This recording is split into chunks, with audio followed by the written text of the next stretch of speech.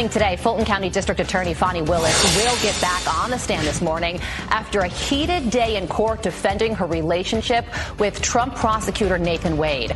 Brooke Singman has all the details. And Brooke, there were many details that unfolded yesterday. Yeah, there were, Carly. I spoke exclusively with former President Trump after Willis's testimony yesterday, and he tells me, quote, "It is so badly tainted, the case will have to be dropped. There is no way they can have a case. The whole thing was a scam to get money for the boyfriend." Fulton County DA Fani Willis was quite combative on the stand, receiving several cautionary warnings from the judge. You're confused. You think I'm on trial. These people are on trial for trying to steal an election in 2020. I'm not on trial, no matter how hard you try to put me on trial. Has he ever visited you at the place you laid your head? So let's be clear, because you lied in this. Let me tell you which one you lied in. Right here. I think you lied right here. No. This is the truth, Judge. And it is a lie. It is a lie. I probably had some choice words about some of the things that you said that were dishonest within this motion. As you know, Mr. Wade is a Southern gentleman. Me, not so much. And Fani's former lover turned Trump prosecutor Nathan Wade had some trouble remembering the details of their relationship. Did you go to a cabin with Miss Willis ever? Ever? Ever.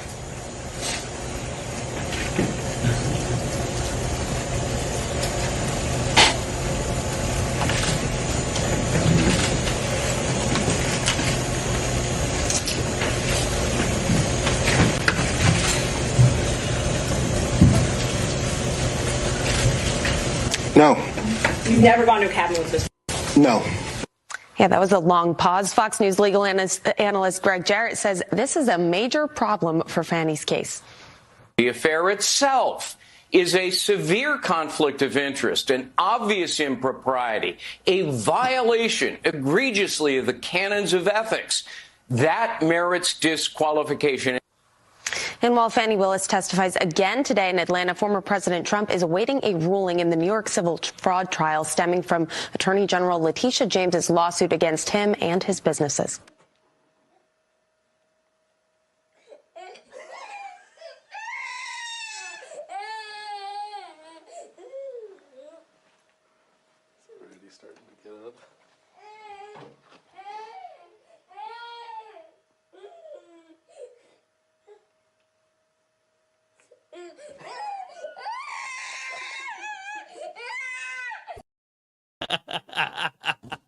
Okay. All right. Ladies and gentlemen, it's your boy Betty. It's Free for All Friday, and this is a live shot of the court along with your comments right here, baby, for Fani Mageddon. Parte douce. But ladies and gentlemen, today, Friday, February 16th, 2024, Fani Willis was supposed to testify this morning. In fact, Fani Willis should be sitting her big fanny right there on that bench. But unfortunately, due to the thermonuclear dumpster meltdown that was yesterday, where that woman couldn't even wear her dress correctly, her dress was on backwards. Her dress was on backwards. I'll stop yelling. Her dress was on backwards, okay? She can't even be trusted to wear her dress right after admitting to multiple crimes, after torpedoing Loverboy. You thought it was Fani getting torpedoed. Nope, it was actually Loverboy who was getting destroyed yesterday after clearly proving how low functioning she is. Fani Willis talking about straight up campaign finance violations that would land anyone else in jail. Talking about how she travels everywhere with bags of cash, being incapable of answering basic questions, getting scolded by the judge a bunch of times, and getting nearly kicked out of the courtroom with her testimony stricken. It turns out that even though the state said that they had a bunch of questions for her, that they had hours worth of questions for her, Fani Willis, won't testify this morning. Which may change, okay? Fani Willis wasn't supposed to testify yesterday. She came bull rushing into the courtroom. But this is a very, very bad thing for the state, because it means that the only testimony that will stand is Big Fani crapping all over the bed yesterday, which is really something special. So, ladies and gentlemen, there are going to be more witnesses called. We have everything up live here for your viewing pleasure. We have all of our comments here, ladies and gentlemen, and we should be able to see a little bit of fireworks happening in a bit, because they have other witnesses that the prosecution are going to call. The prosecution had a heyday with Fani Willis yesterday, and we are very, very excited to recap. Again, we note that at any moment, Fani Willis may bull rush the courtroom just like she did yesterday. But hot damn, according to legal experts that we were on the phone with just seconds ago, this is a horrific development for the defense. Because giving your witness a chance to answer questions and to get questions from your side is typically how you create a defense. Fani Willis going out there yesterday, that's going to be the only testimony that she has. This ain't good. This is very, very, very bad. We were live for 7 hours yesterday. We are live 2 hours before our normal time today, because this is such an important trial. And also, it shows you the window into how low functioning the left actually is. Remember, this was the trial that was supposed to take down Trump. This was the one. Ladies and gentlemen, we hope that you caught all of our programming yesterday. It was really fun. We're going to recap all of it for you here in a second. If you were on Patriot Mobile and using Patriot Mobile, you would have caught everything. Patriot Mobile, of course, is the cell phone company that provides the data and the network and the structure for our show to be able to go live and to be able to do the reporting from in the field. We will be in South Carolina next week for the primaries. It'll be very interesting. We're going to be on the road a lot this year, and we are taking Patriot Mobile with us. Patriot Mobile backs us up. And ladies and gentlemen, it's really good to have a cell phone company for this show that believes in free speech and that does not fund the left. 100% US-based customer service makes switching easy. You should make the switch today. Go to patriotmobile.com/Benny, patriotmobile.com/Benny. Call 972-PATRIOT. Get free activation today with the offer code Benny. That's patriotmobile.com/Benny. Okay, ladies and gentlemen, here we go. So when there is action in the courtroom, here's how the rules of the day. When there is action in the courtroom, we're going to cut back because they're going to try and call. The prosecution was waiting for Fani Willis to go out and to, desecrate her office. Frumpy, lumpy Fani with her dress on backwards to go schlomping on back out there this morning. And we thought we were going to have 2 more hours of Fani Mageddon. Big Fani Mageddon. But unfortunately, the state is like, actually, we don't trust our own witness to talk. So this was what happened just moments ago. I want to show you this. The state has said, yeah, we have no questions for Fani Willis. We don't think that this is going to end well. This is a move that is made out of fear and out of weakness, not out of strength. Watch. The state has no more questions for Fani Willis.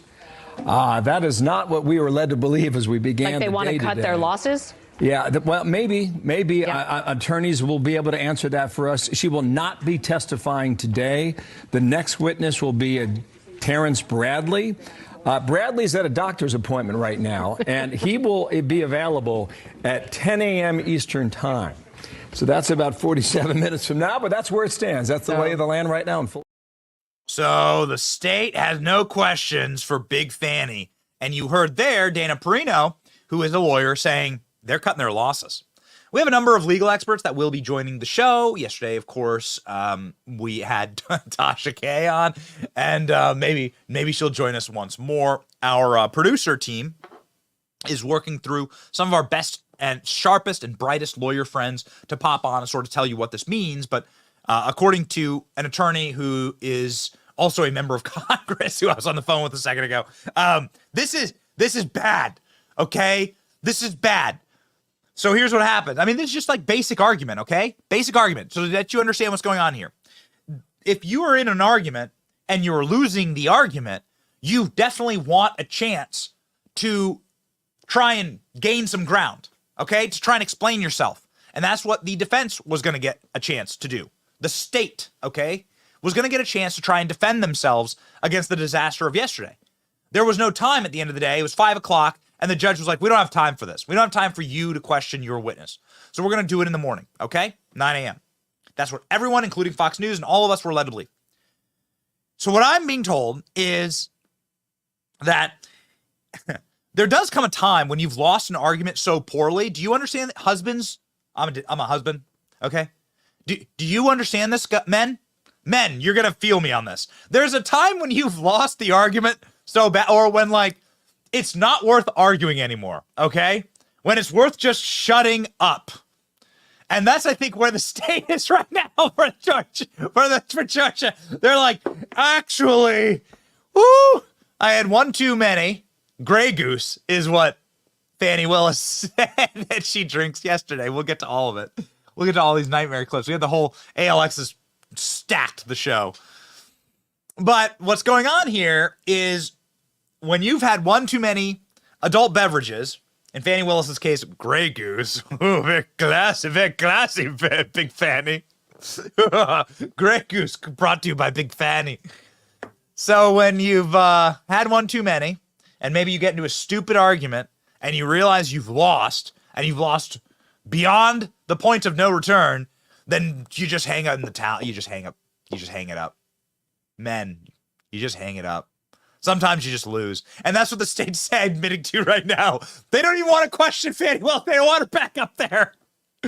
Oh, man. Do we have the backwards dress? Can we start with that? Where's the backwards dress? That's what I want to start with. Fani Willis, like, bull rushed the court yesterday. And she was wearing her dress backwards. Okay? Like, I think this is, like, so incredibly important. Rolls-Royce is going to have to switch around one or two things because we're going to take the live feed off because there's nothing happening. Mark my words, ladies and gentlemen. If something happens, we will pop back over to the live feed. Here you go. So Fani Willis was wearing her dress backwards. This is called Zippergate 2024.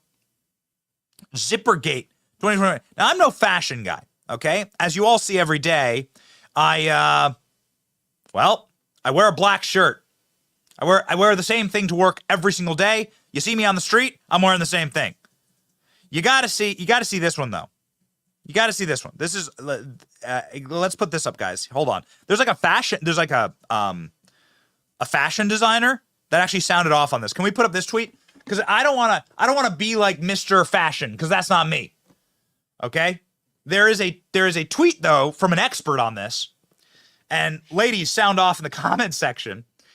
Taylor Day on X says, "This is my party trick," meaning she's, one of these women that can that knows all these dresses and fashion. You ever been around one of these? Like, it's amazing. I used to work with a woman like this who knew every dress and every single fashion and every single thing and how it's supposed to be worn and where it came from, what year and whatever. Devil Wears Prada kind of thing. It's great. Good party trick. So she says this is an Adriana Papel knit crepe tied knee-length sheath dress, color Camilla or Carmela, kind of like Kamala or Camilla, no one's quite sure, circa Nordstrom 2016-ish, $129 with no discount. Taylor took in the shoulders, and yes, she's wearing it backwards. She can't wear dresses the right way, but she's so smart. Remember, this is the critical legal mind that is dead set on prosecuting Donald Trump. She's wearing her dress backwards. We go back to my tweet, Rolls Royce. Can we zoom in on that? My tweet, it shows you. Yeah, producer Robbie is saying Nathan Wade helped her put it on. Can you see how it's supposed to be? There you go. You can see on the model. This is how it's supposed to be. Fani Willis didn't know which direction to wear her dress. There needs to be an IQ test for entering modern society, ladies and gentlemen, and wearing your clothes the correct way is one of these things. My 2-year-old puts her shirts on backwards and her dresses on backwards. I have a 2-year-old. She has these little dresses, these princess dresses, and she puts the dress on backwards. But Fani Willis is like 60 or something. So nope. Don't get past. Like, really, truly. It's like this should be like a rule in society. Do you wear your clothes backwards? Okay. What's the famous rap group that wore their jeans backwards? Crisscross. All right, Fani Willis, not a member of Crisscross. Okay. Can we get a cultural reference for that? Am I remembering that correctly? Crisscross. The idiots wore their jeans backwards. How do you take your jeans? I don't know. Anyway, Fani Willis, not a member of that rap group, as far as I know. Do you wear your clothes backwards? Should be a rule for like entering functioning society. And do you eat the little white packets inside of the bags of beef jerky? Do you eat those? Those little gelatin savor packets that say do not eat on them? Do you like munch those all day? If you do any of those two things, one or both, and I think Fani Willis might do both, then you shouldn't be allowed to hold public office. You shouldn't be allowed to, you are a harm to yourself. That's red flag. That's red flag. There's a red flag law I'm in favor of. There you go. That's a red flag. Okay? If you eat the little packets, the little white packets that say do not eat on them inside the beef jerky, and if you wear your dress backwards. Here's crisscross. To my knowledge, not Fani Willis. To my knowledge, as far as I know, we have a very intelligent, far more intelligent than me, production team here. Maybe one of my producers can tell me if this is young Fani Willis. I don't know. I'm not sure. I don't think so.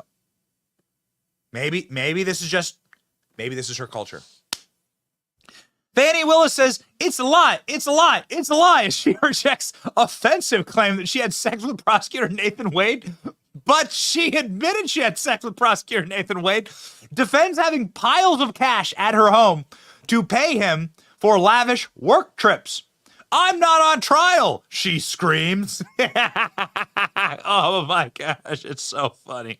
Okay, so there are so many things that have gone wrong yesterday in this trial. Let's recap, ladies and gentlemen. So we got MSNBC. Let's just go straight for the jugular here. We got MSNBC yesterday, even before Fani Willis came out and Big Fani crapped the bed. Fani Willis has not been impressing the people on MSNBC, nor has her behavior been impressing the legal experts. MSNBC, straight up yesterday, we like spit out our coffee. Their experts are like, this case is dead. It's over. This case is done. This is before the nightmarish testimonies of Nathan Wade and Fani Willis. Oh, we'll get there. Believe that. Check this out. It's so legalistic centric and yet so important and fascinating. Right. Don't let the legalese fool you. This is epic. This is monumental. If things are going in the direction we think, Fani Willis lied to the court. It's game over for her. She will be disqualified. If they had a relationship prior to when they represented to the court, it's a huge deal. I can't overstate it. And do you feel the same way, Charles, based on the testimony of what we just... So that was before the testimony. And then the testimony got going. Oh, you're going to love this. Okay. So let's just start from the top. First witness is like they're lying. Who's the first witness? Some MAGA Republican? Nope. Black lady who is Fani Willis' supporter, who's Fani Willis' friend, Fani Willis' roommate, And she's like, are you kidding me? Nathan Wade was all up in that Big Fanny. Nathan's hot dog, Nathan's wiener roller was Big Fanny, not 7-Eleven. And this all started in 2019. They're lying to you. They're lying to you. They've also have multiple sworn documents alleging different dates that their relationship started. So they're lying to the court. Okay? Even MSNBC is smart enough to see this. You got to be Ray Charles to not be able to see this. Watch. When did your romantic relationship with Miss Willis begin? 2022. When in 2022? Early 2022.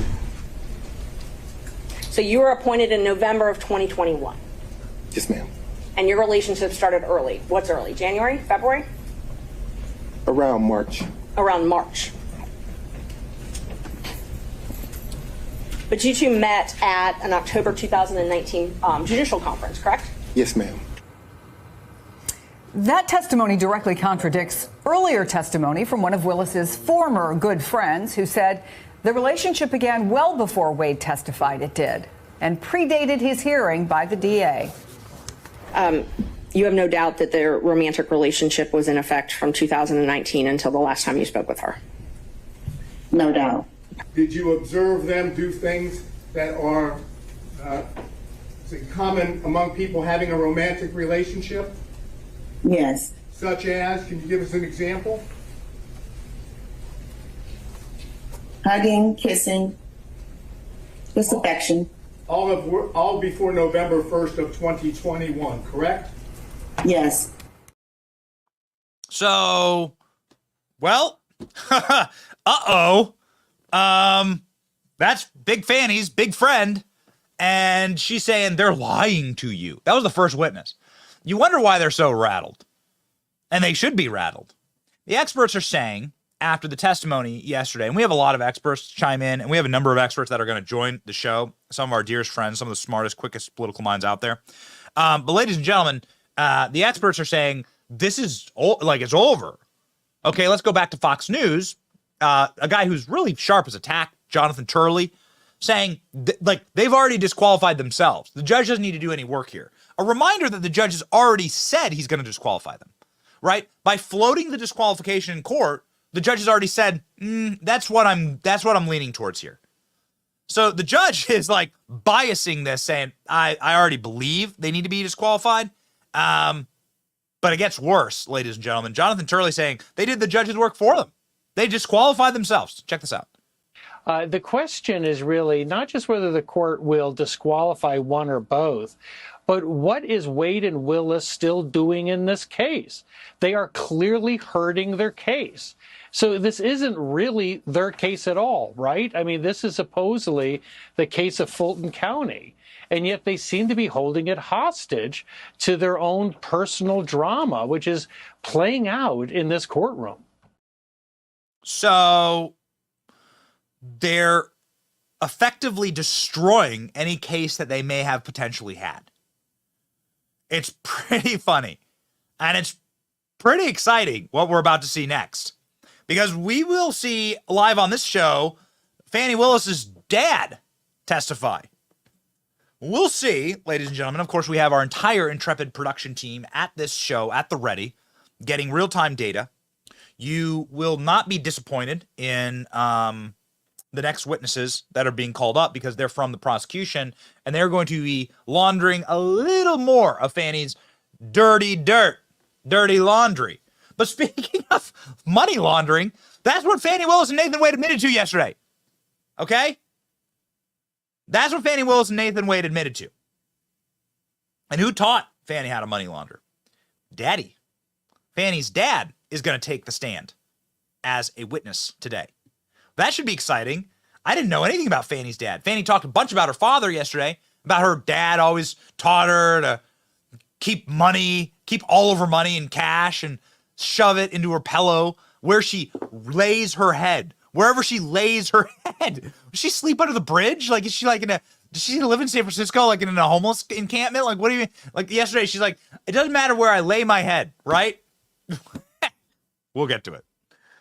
But be prepared. I want to like prep you that like today there's going to be more fireworks. Fani Willis's dad is apparently a member of the Black Panthers. has like a super shady past is the one who taught Fani Willis to money launder, according to Fani. So this is what we're in for today. Check this out. C. Floyd III told academic researchers that he considered police in his native L.A. in the 60s to be a, quote, occupying army. That was nothing but trouble. Floyd, now 80, also called a prominent white politician of the era a Texas cracker, and he suggested that he believed conspiracy theories that Malcolm X was assassinated by the CIA. Ned, does the radical fall far from the tree? No, and let's not forget that Fani Willis is a George Soros-funded DA. I mean, she's funded by the radical Bingo. left and is continuing in the tradition of her father. Okay. So Mr. Big Fani, Daddy Fani, it's got to be taking the stand. It's got to be so exciting to see. Oh, ladies and gentlemen, our dear friend and friend of the show, you know him as the legal expert on our program. His name's Mike Davis. Mike Davis, also the attorney that got all of Donald Trump's Supreme Court justices onto the court. Also today, my producers are screaming at me, the Supreme Court is set today to rule on Donald Trump being allowed or not allowed on the ballot in Colorado. Mark your calendars. That will happen while we're live. We'll make sure that, again, we give you that news breaking live. Based on what we've heard, and we have friends pretty close to the Supreme Court, let's just say about as close as you can get, this is going to be a 9-0 ruling in favor of Donald Trump. So prepare, ladies and gentlemen.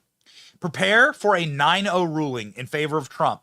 Absolutely smashing, destroying another. This is going to be a bad day for libs. Get your salt shakers ready. Destroying another hoax that the Democrat Party has funneled into the willing and open veins of their TDS deranged psychopathic cult. That they can, that like state attorney generals without a trial can just like kick Donald Trump off the ballot. That's going down in flames today. Okay, that's at the very least. The Supreme Court never announces what they're going to rule on, but at the very least, we think that's what's going to happen. So be prepared, ladies and gentlemen. So Mike Davis, who got us that court, was saying yesterday that like Fani Willis is admitting to criminality here, and we're going to get into the campaign finance element of this.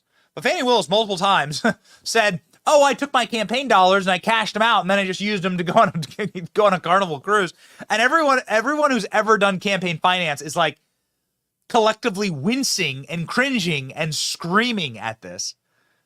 Mike Davis saying she's like admitting to major crimes on the stand. That's why the state didn't call her this morning. Watch. Yeah, remember what the allegations are here, that Fani Willis illegally hired her secret boyfriend. She paid him $250 an hour, and she took illegal kickbacks. And so she had a financial interest in this criminal prosecution, which is absolutely illegal, as any lawyer would know. Her defense is, no. I didn't take illegal kickbacks. I didn't have a financial interest in this case because I paid back my boyfriends with cash. But I'm not going to tell you where I got that cash, how I paid him back. I don't have any accounting whatsoever of that cash, but you're just supposed to believe me that I paid back my boyfriends with cash. Oh, it's going to be good. Oh, we're very excited about it. So, ladies and gentlemen, the turntables have indeed turned for the potential former members of Criss Cross. Again, maybe that's why Big Fani wore her dress backwards. We don't know. The question of our time. Why did Big Fani wear her dress backwards? We don't know. There's also a lot of things we don't know. Like, what is a cabin? Like, do you know what a cabin is? Cabin is like a type house. It's pretty identifiable. Made out of wood, logs. But did you know that Nathan Wade doesn't know what a cabin is? Nathan Wade is Loverboy. Fani Willis got a lot of attention yesterday, but Loverboy, man, he was the first appetizer course, and it was a doozy. So Loverboy doesn't know what a cabin is. Loverboy, in fact, should know what a cabin is because he literally turned into a piece of wood when asked about it. We're going to cover what Loverboy said before getting to Big Fani.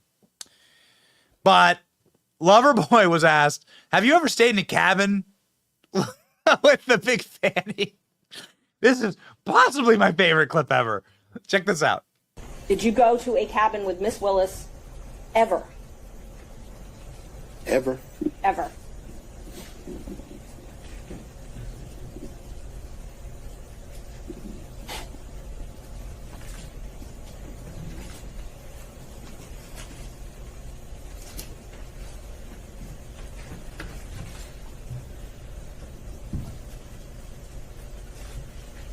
No. You've never gone to a cabin with this? No. Okay. Do I get any like husbands? Shout yourself out in the comment section if you're a husband, or if you're a wife, or if you're just even dating somebody. Because like basic human function and instinct will tell you that if your wife, I'm gonna put myself into this role. If your wife asks you a question, maybe like a question that is a little controversial, okay? Whatever that may be in your relationship. And if your answer to that question, where were you last night, honey? Where were you last night, honey? If your answer to that question is to go like this.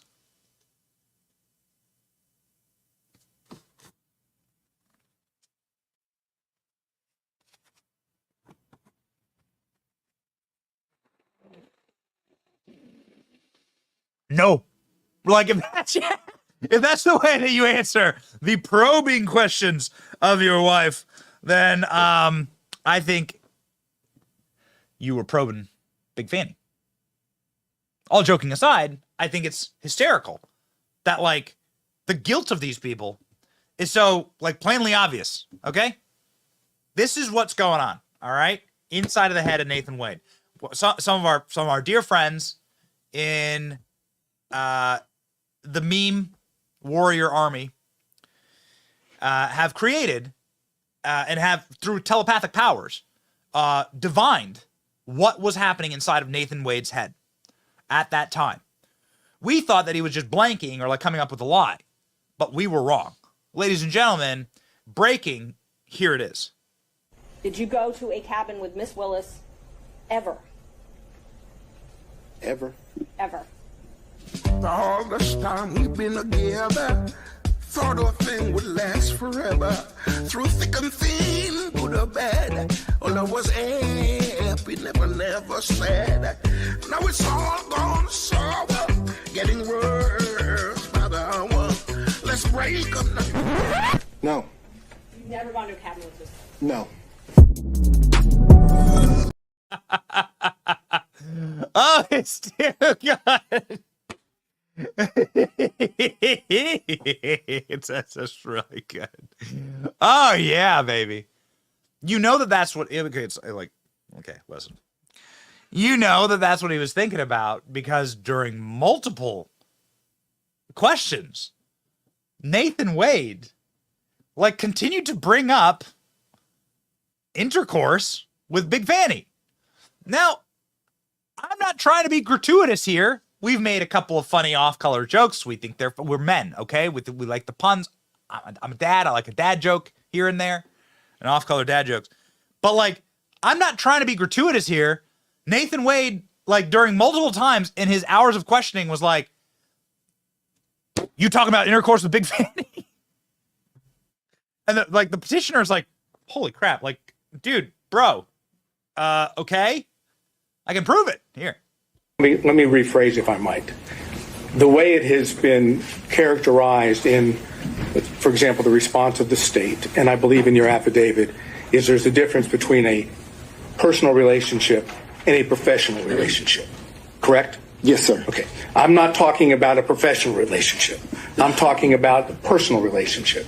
Have you had a personal relationship at all, and you know what I mean by that, after the summer of 2023? Are you asking me if I had intercourse with the district attorney? I was trying not to, but I guess if you're going to characterize it as that, the answer would be? The answer would be no. So it's been purely professional since the summer of 2023. So that's where we're having issues. Okay, you'll have to explain because I don't know what the issue would be. No, I will explain to you. Thank you. You say personal. We're very good friends, probably closer than ever because of these attacks. But if you're asking me about specific intercourse, the answer is no. How about if I change it from intercourse to romantic? No.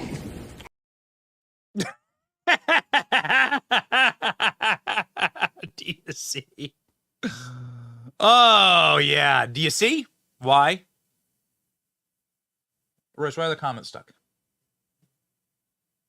Rolls Royce. Rolls Royce. Rolls Royce. Okay, we unstucked it. Okay. We're trying this. We want to like integrate the comments into the show more because we have a very, very active comment section. Our show yesterday had like 20,000 comments.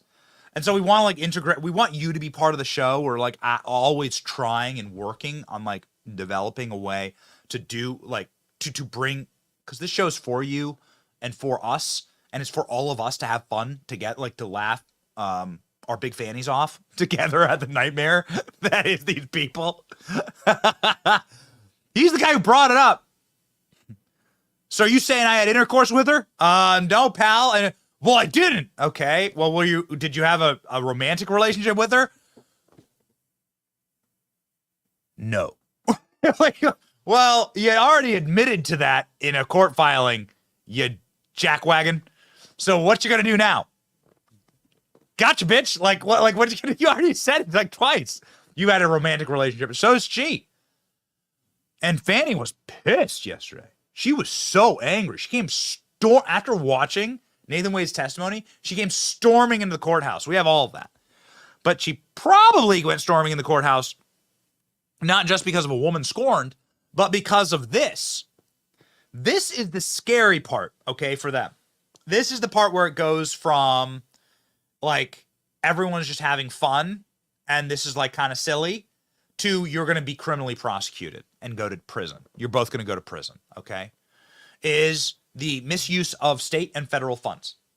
So let me, like, I'm not a particularly smart financial mind, so let me, like, try and explain it. Let me try and explain it as easily as I can here.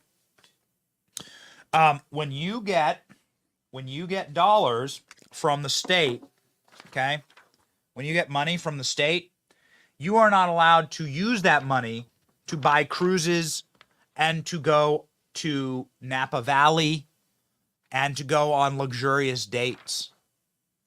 You can't use your money for that. You shouldn't do that. That's a bad use of your money. The money that is given to you from the feds or from the state should go towards your job, being a prosecutor in one of the most dangerous hellscapes, third world countries on planet Earth, known as Fulton County, Georgia. But unfortunately, Fani Willis didn't do that and was thrilled to use state money in order to engorge and enrich herself and her lover boy at all times. It coming in the form of course, hiring lover boy in the first place at an extremely high salary rate, higher than any other lawyer on the team. And then, obviously, that money getting laundered back into Fani's accounts by Loverboy spending lavishly on her. That's money laundering. There you go. Simple as. Even I can understand it. And so Loverboy was asked, like, it's going to be really important here, a sticking point. Reimbursements, like, were you just spending the state's money on Big Fani? So she was paying you to, like, spend the money on her? And he goes, no, it was reimbursed. It was all reimbursed, though, in cash. That's right. Fani Willis carries around giant bags, like the bags like from a 1920s, like caper, like cop caper, bags of cash. You know the ones with the money sign on them, right? The dollar signs on them? Like the Monopoly Man. That's how Fani Willis travels. She has Monopoly Man style bags with the American dollar sign on them, and she just carries all this cash around. And that's how she reimburses me. This is a very important point because it's kind of like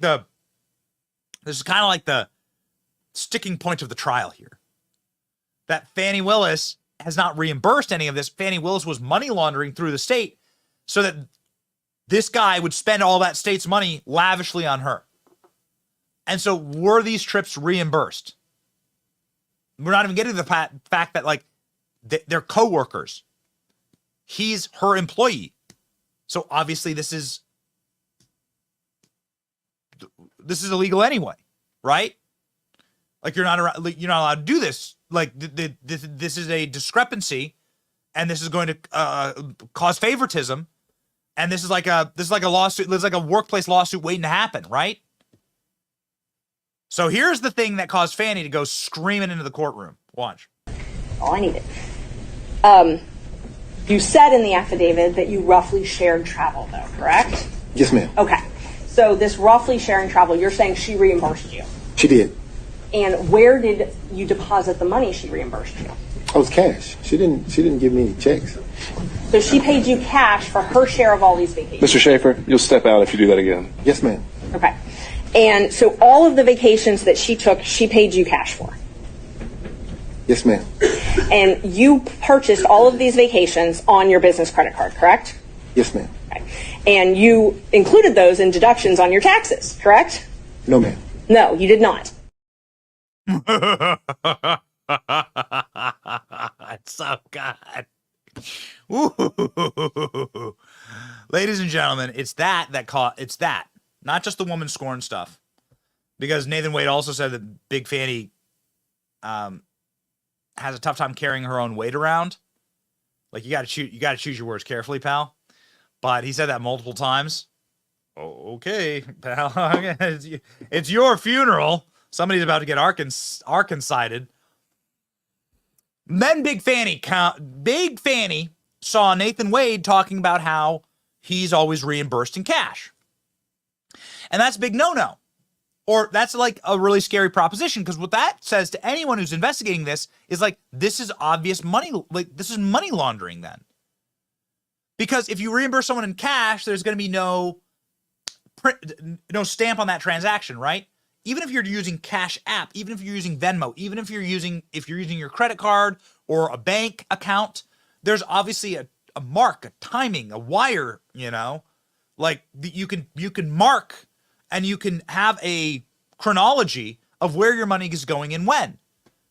And you'd be able to then present the receipt to the court and be like, no. See, I paid him back here, here, here, and here.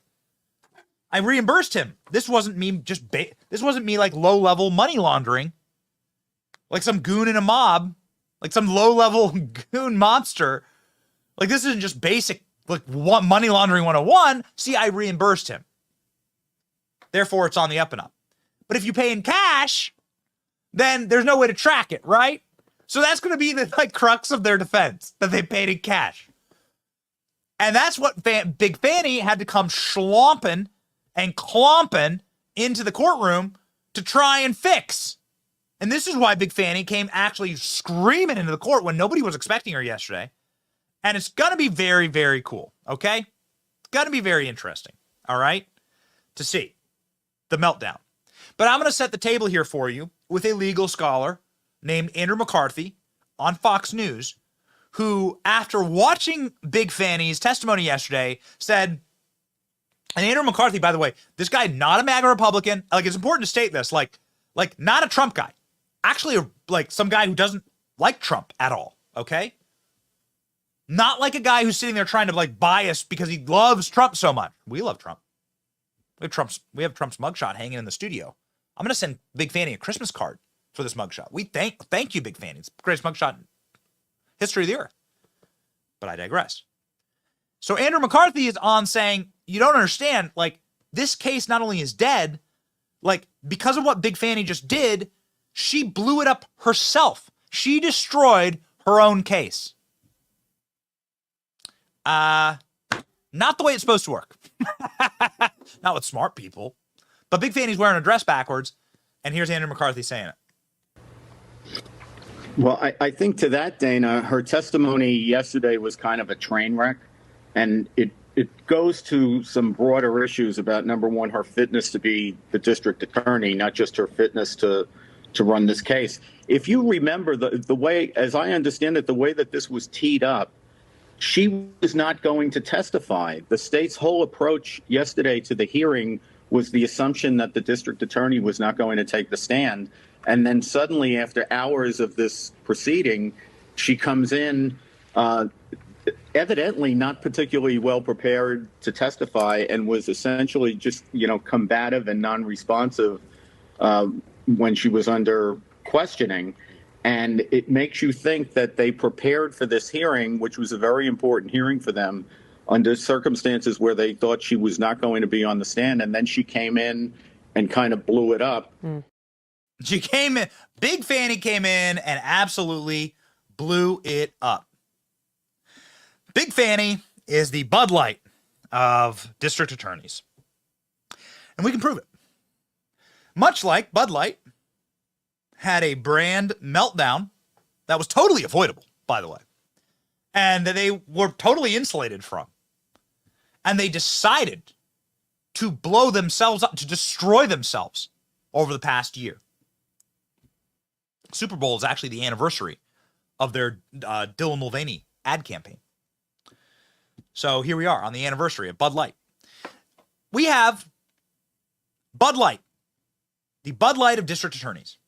Fani Willis comes schlomping in and clomping into the courtroom like hell hath no fury, and sits down in a clearly emotional state.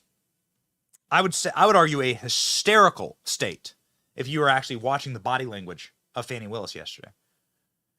And sits down and puts on a show unlike anything I've ever seen. This is so much better than the old, you remember Judge Judy or Judge Joe Brown, where they had two low IQ people screaming at each other about public housing or whatever, some trailer park thing. Dude, this is so much more entertaining than that. And that was made for TV fake court, where they were trying to get dumb people to have arguments. That was the whole point of those shows. And now we get it for free. And this is supposed to be the smartest lawyer in America. This is who all the libs hung their salty dreams on. Oh, man. Oh, the salt must flow. Let us begin, ladies and gentlemen. Let us begin, okay? Oh, can we put up? Let us begin with the meltdown, okay? The meltdown. Okay, we have so many Fani clips. We're gonna talk through them all. It's too good. It's too fun. We are having the time of our lives. Here is Fani's original meltdown, okay? Fani's original meltdown. You got to keep track of them because there's so many. Fani Willis decided that to prove to the court that she is a competent, smart prosecutor, she was going to start holding up papers, throwing them, and screaming. Like normal, professionals do, right? In a courtroom. Go. And where, when did he come to, I guess, the condo? I'm not sure what you called it, condo apartment. Would he come and stay at that condo or visit you there? I'm sorry, visit you there. What condo, what apartment? I want to be clear. So not your house. I know you classified one as house and one as condo. So I'm trying to use those terms. So there's been more. See, what you don't understand is because of this case, I got to move. And so I if you could ask a more precise question. Yes, please give me the time period. Mr. Wade visits you at the place you laid your head. When? Has he ever visited you at the place you laid your head? So let's be clear, because you lied in this. Let me tell you which one you lied in. Right here. I think you lied right here. No. This is the truth, Judge. And it is a lie. It is a lie. Ms. Willis? Mr. Sena, thank you. We're going to take 5 minutes. Be back in 5. Divorce court. 1-800-BIG-FANI. Only Fannies. Jerry, get me some more memes. So many good memes this morning. Jerry, get me some more memes. Ooh, it's so good. Oh, it's so much fun. So, I'm a guy who loves to entertain. I hope I can host you at my house someday for steak. And, a Belgian beer. I don't really drink that much anymore. I don't drink, virtually at all. Have 3 kids under 3, and you'll realize, the hangover ain't fun in the morning. But let me tell you, we're trying to, do an entertaining show here, okay? So if I take this stack of papers and if I throw them at the studio and at the camera, And I like make a point by doing that and try and like, you know, be entertaining. Well, that's the show. Okay? And we're like just streaming here. So that's like the show. But if you are the prosecutor who is prosecuting the most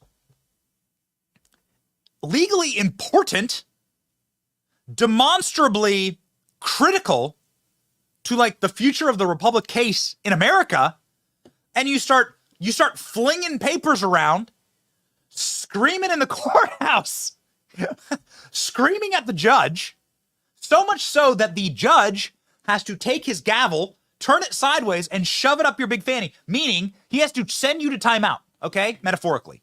He has to send you to timeout. The judge had to time out Fani Willis inside of her own courtroom, right? She's the district attorney in this courtroom. This judge works with Fani all the time. That's bad.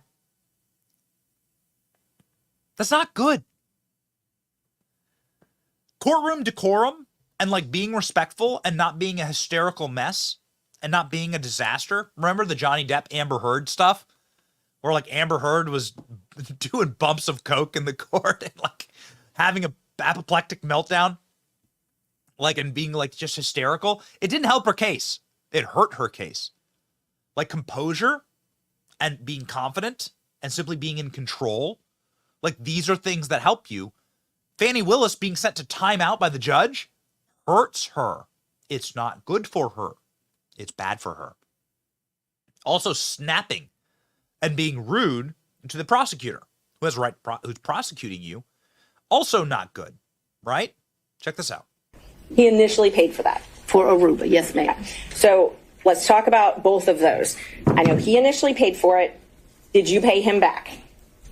For the cruise and for Aruba, yeah, I gave him his money before we ever went on that trip. You gave him cash before you ever went on the trip? Mm-hmm. Okay. And so when you got cash to pay him back on these trips, would you go to the ATM? No, lady. You would not go to the ATM? No. No, lady. No, lady. You want to get thrown out of court?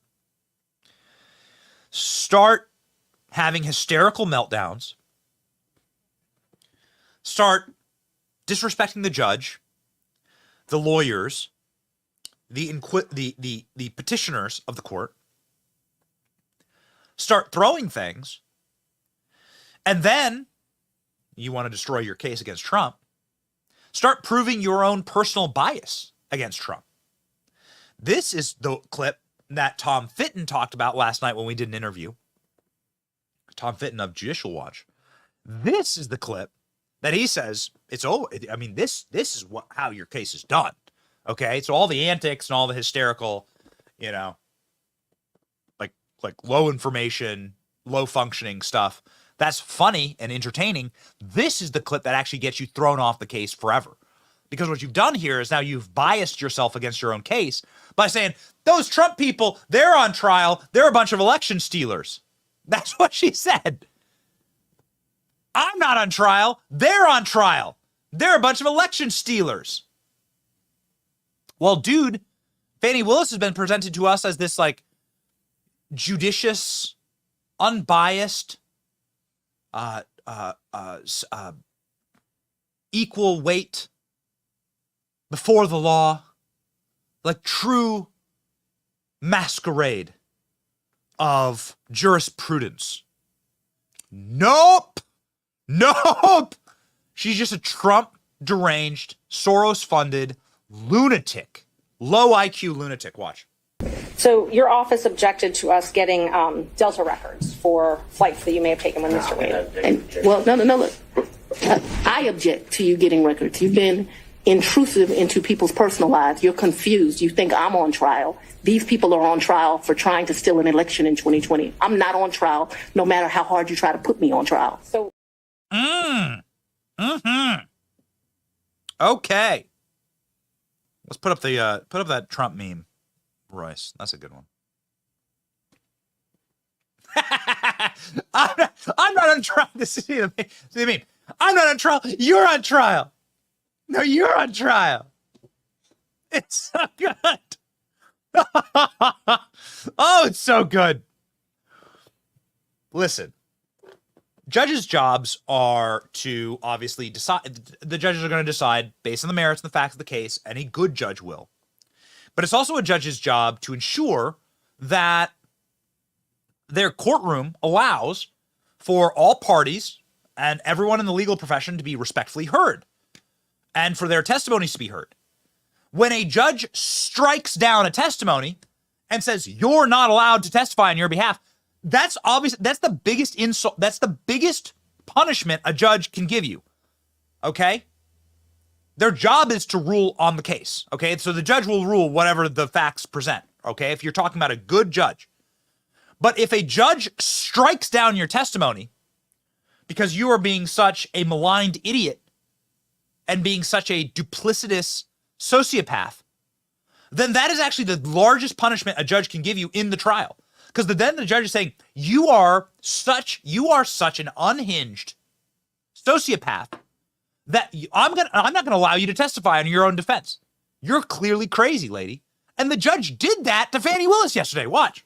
Fulton. That's before I had to abandon my home, Judge. All right. And at my home in South Fulton, he never came there, okay? So if you don't come someplace, you can't live there. Ms. Willis, I'm going to have to caution you. This is going to be my first time out to caution. We have to listen to the questions as asked. And if this happens again and again, I'm going to have no choice but to strike your testimony. So, we need to break this down. Ms. Merchant's question, I believe, was asking whether you lived anywhere other than South Fulton. I love this meme. Donald Trump is the cat. You know this meme. Trump's the cat. Oh, yeah, ladies and gentlemen. Okay. So how about the other things that Fani Willis did? I mean, it becomes like very tough to actually count the numerous lies and potential illegal activities that she has now embroiled herself in. It's incredible. Just a reminder, by the way, that Fani Willis is now facing federal charges. She has a federal subpoena that was delivered to her via federal marshals sent by Congress. Like, Big Fani is about to get some really hard time. Big Fani lied under oath. Let's begin by putting this tweet up. Big Fani's been to the White House, okay? This is not another Fani Willis on the White House visitor logs. Big Fani's been to the White House. This is not something that is like something concocted by InfoWars. Although, like, the headline is insane enough. Big Fani goes to the White House, goes and meets with the January 6th committee, and they're like, oh, she's really smart. We should trust her with everything. Big Fani's been to the White House, okay? Fani Willis. Amazing how she began charging Trump as soon as she got out of all these little meetings. Clearly, based on the testimony yesterday, you know, my boy George ain't smart enough to hatch a scam like that. But Big Fani yesterday said, I've never been to the White House. So who's lying? I mean, I would doubt that it's the White House. I doubt the White House manufactured this visitor log. So Fani Willis is saying the White House lied about her visit? What's going on here? Have a listen. My next question is based on her opening the door, and therefore I'll just ask it, and Your Honor can decide whether or not it's appropriate. When you went to D.C., did you go to the White House? I did not go to the White House. No, well, apparently I'm going to get the answer anyhow. There you have it. Next question. Okay. So you haven't been to the White House? I've never been to the White House. Lady, this is the White House. This is directly from the whitehouse.gov visitor logs. So you can see why they didn't call her as a witness. You can see why they didn't call her. It's not looking good, okay? There's something else that's really popping off here, ladies and gentlemen, and that is the money element to this. We got some real problems with Fani. The way that she spent money was haphazard at best and politically and career suicidal at worst. Let me explain. You're not allowed to steal money from your campaign for your own personal vacations. You're not allowed to just go hand out money willy-nilly in campaign cash to anybody that says you owe them money. That doesn't make any sense, okay? If you are doing that, you are committing federal crimes based on FEC rules, based on like a ton of rules. I mean, there's people go to jail all the time for this kind of stuff. You can't spend campaign, you can't just go rob your campaign coffers and then go pay your friends. But ladies and gentlemen, this is exactly what happened. Fani Willis admitted to it. This wasn't like some bombshell thing that had to be found out. Fani Willis straight up admits she robbed her campaign kitty, put the money in her own personal bank account, took the cash from her campaign, and then paid her friends a G. If they ask for a G, they're going to get $1,000. Okay. Every campaign finance lawyer in the country just collectively winces and realized, like, this case is over. We have some very interesting expert commentary on this, but you got to watch this clip, okay? Fani Willis talking about quite literally stealing from her campaign and giving her friend G's. Go. Whole life, when I took out a large amount of money on my first campaign, I kept some of the cash of that. Like, to tell you, I just have cash in my house. I don't have as much today. So I just like took campaign cash out of my campaign account and I just shoved it into my pillow. And when my friends needed cash from my campaign, they just told me what they needed. You need a G? Here's a G. Go. And then he tells me how much it is, and I give him the money back. I don't, just like you're asking me about the money with Robin, I don't do my friends like that. So if you tell me it's a G, then you're going to get $1,000. Whatever it is, I didn't ever make him produce receipts to me. Whatever he told me it was, I gave him the money back. Isn't it? Oh my God. Okay. Ooh. Oh. Why didn't they call Fani Willis to the stand this morning? It's a total mystery. One time Fani Willis thought she was being called a cash whore. I'm not trying to be grotesque or rude. I try as hard as I can not to curse on this show and do a family-friendly show. It's Fani Willis that said, "Are you calling me a cash whore?" After explaining these obvious crimes using cash like a criminal, Fani Willis, this would be called a Freudian slip, when you just sort of put the words in the mouth because you're so guilty. Certainly not the only thing getting put in the mouth around here, but like, anyway. Mind out of the gutter, Benny. Okay. But, dude, like, her mind's not out of the gutter. She goes, "Did you just call me a cash whore?" The petitioner's like, "What? What the hell are you talking about, lady? Watch."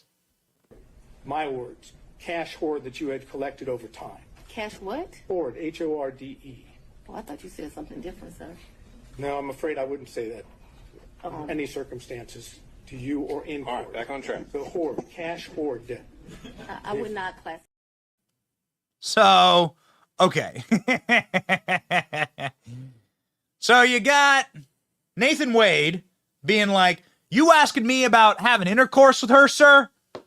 And the petitioner's like, "Okay, I guess. I mean, since you're the one, you're going to say it." And then Fani Willis is like, "You calling me a cash whore?" And he's like, "No, who are you people?" Like, it's amazing. The attorney for the prosecution is like, "What is happening now?" It's really special. It's really special. But we haven't gotten to the daytime courtroom drama yet, and I'm so excited about this. This is the part that I'm really excited about. Let's put up some memes, please. Put up a couple memes. The one in bed is pretty funny. This one's pretty good too.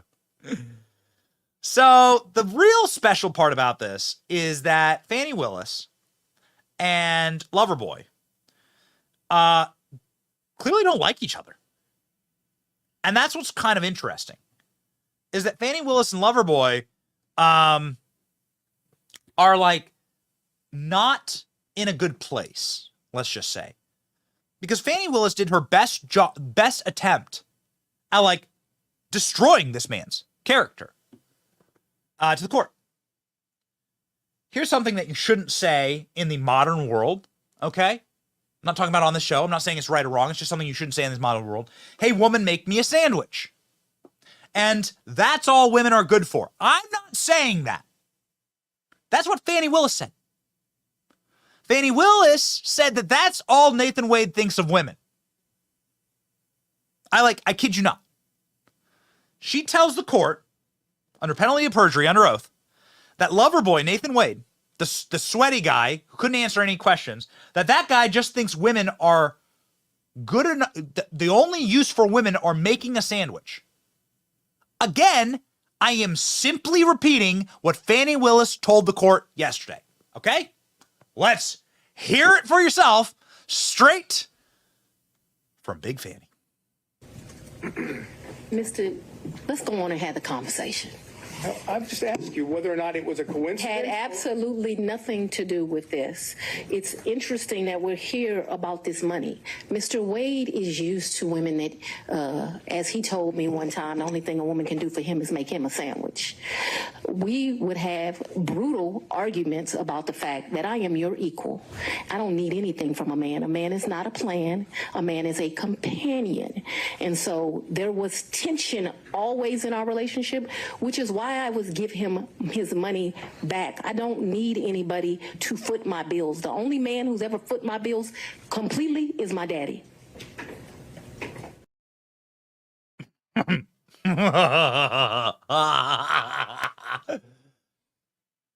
What?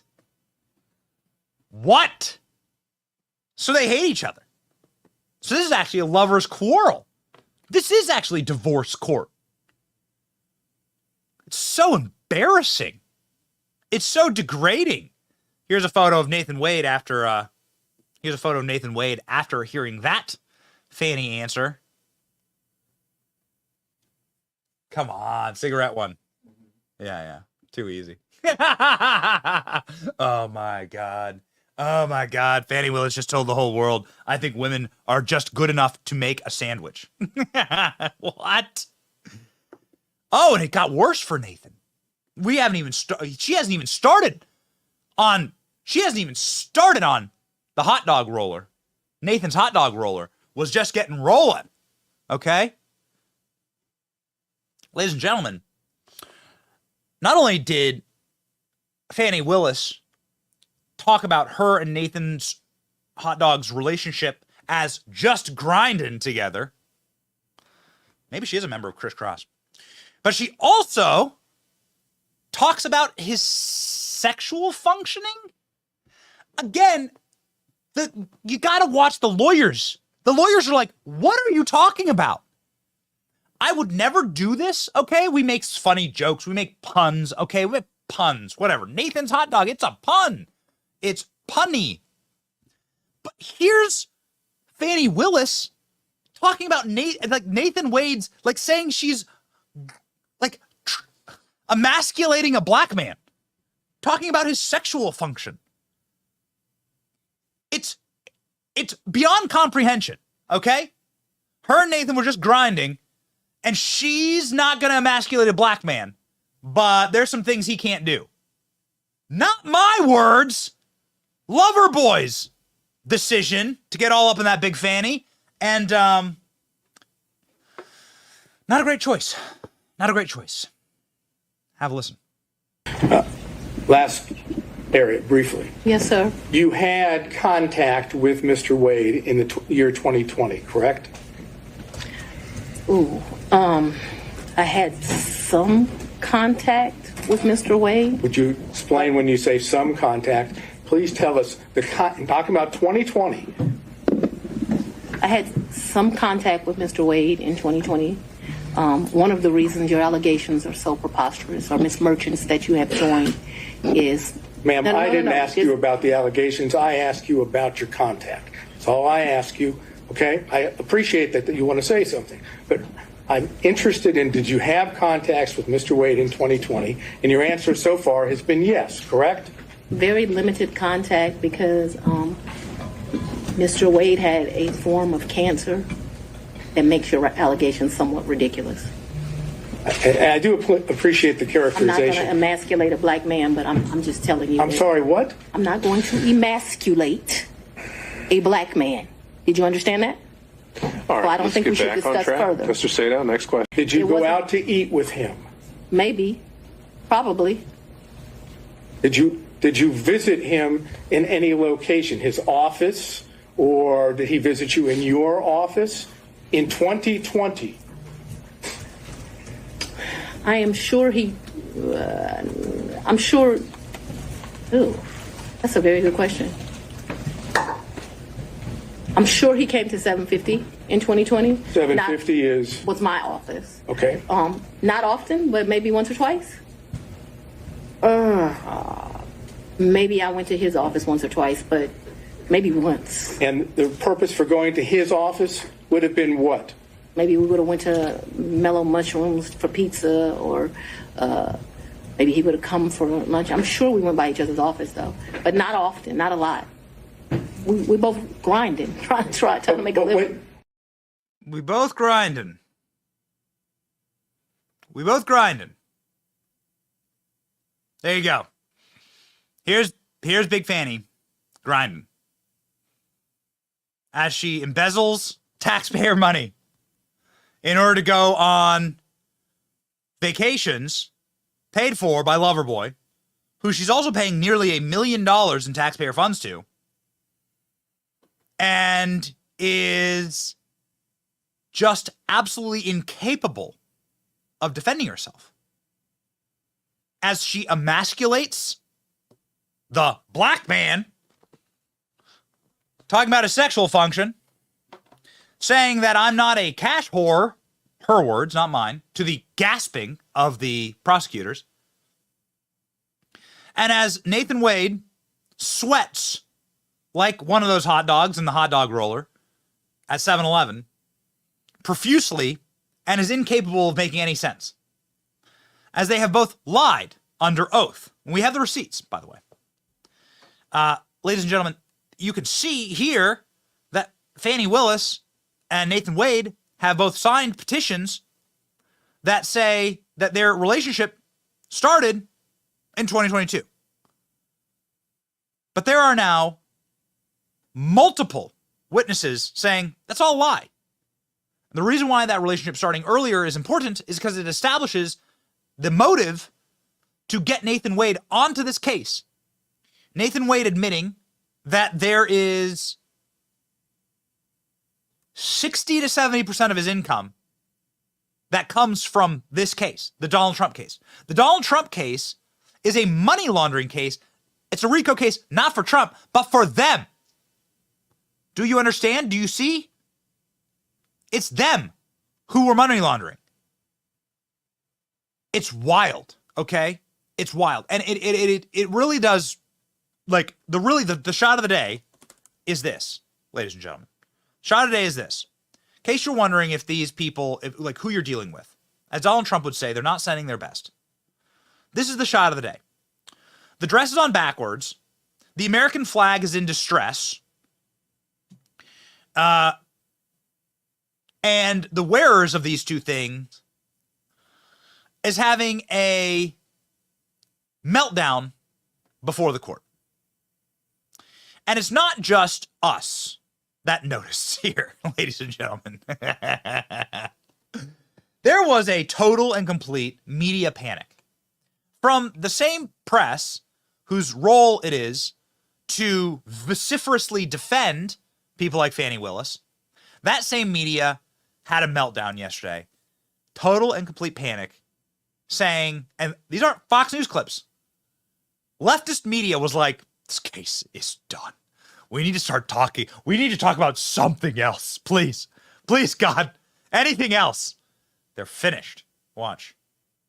This is getting ugly and it's getting messy, and my guess is it's not going to get better. It's about lying to the court. It's about potential financial gain on the part of Fani Willis. The issue is that her credibility is shot. It's a horrible, horrible look for her.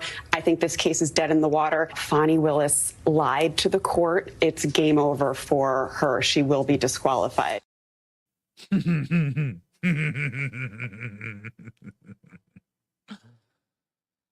So that's what CNN and MSNBC are saying? What's Fox News saying?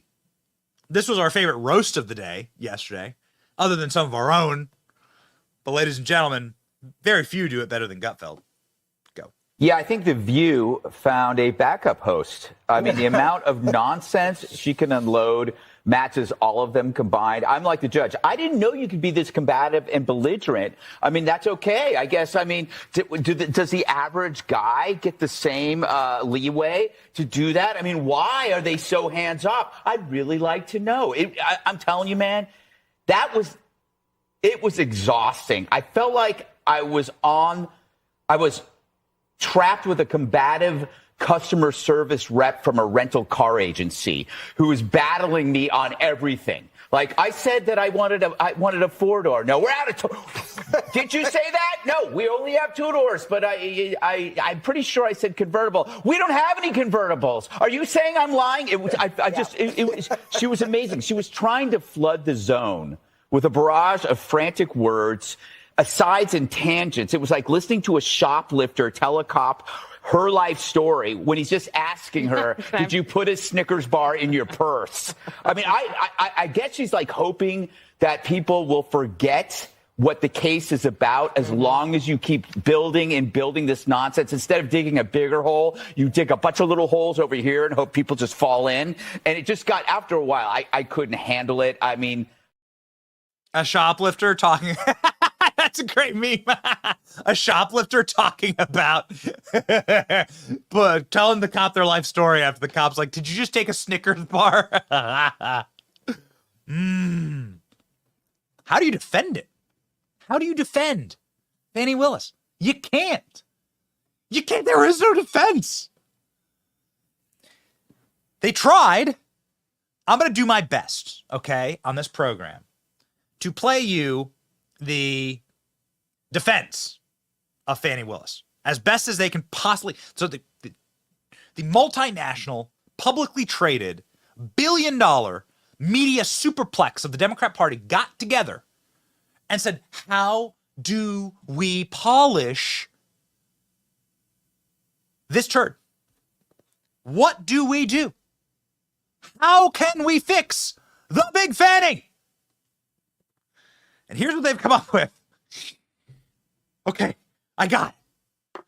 We make her a feminist hero. Here's CNN's attempt at saving Big Fani. She is indignant about the accusations and going into that particular aspect of it.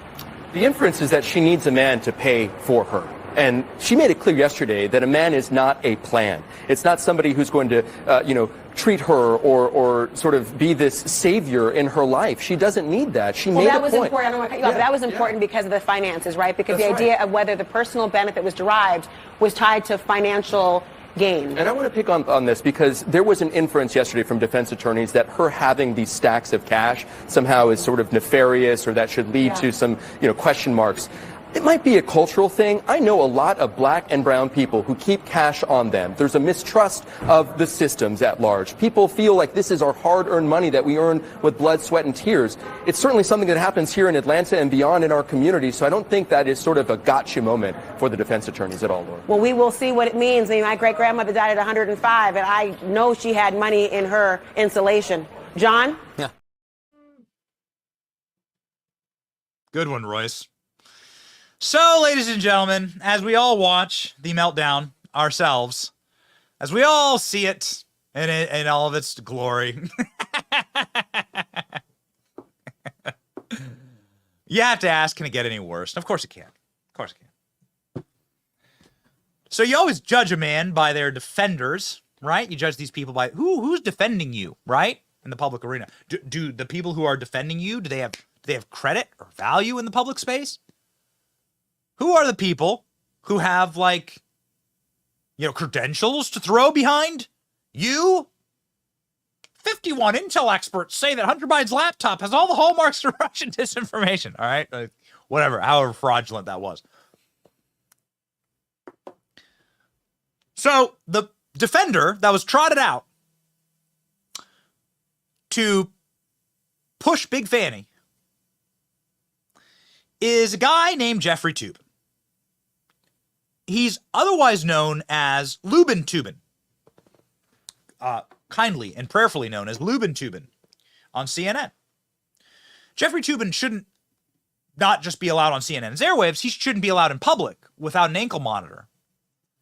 Jeffrey Toobin, and again, I am not trying to be grotesque here, nor am I trying to be pornographic. I just gotta say it like it is, cover the ears of your kids if they're listening. Jeffrey Toobin was caught masturbating in public. That's a matter of fact.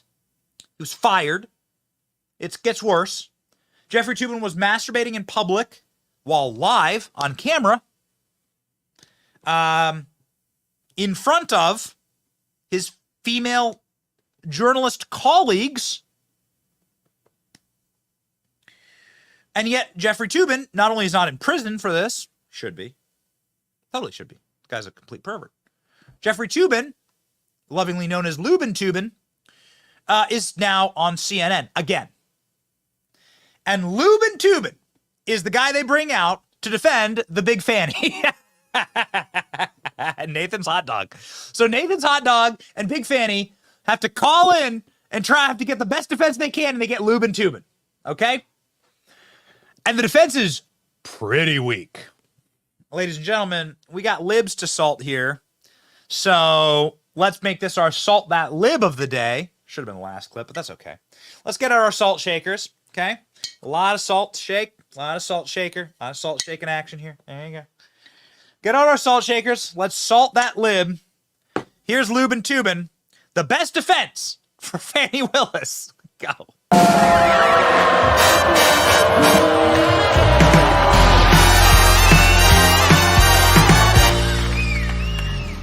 Willis's about when the relationship about when began. it started, and this is a classic case of the cover-up is worse. But than the only the person crime. making that allegation is this one witness. Can I ask you a question? So what?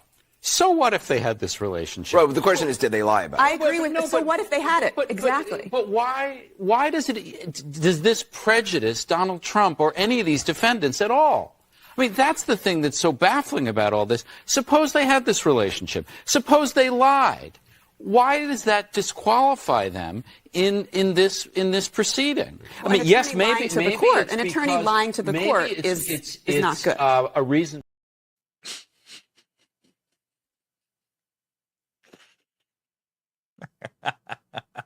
Look at all the salt. Look at all the salt we get. So if the guy who was fired for being a public serial masturbator, it's grotesque to even say it, if he's your best defense, and his defense of you is, who cares? Whatever. Like, okay, you're gonna need a drink after that one. You're gonna need some adult beverages after that. Ladies and gentlemen, luckily, based on her expert testimony yesterday, we know about Fani Willis's adult beverage behavior. She was happy to tell us. This is our nuclear cringe of the day, Fani Grey Goose. Let's go.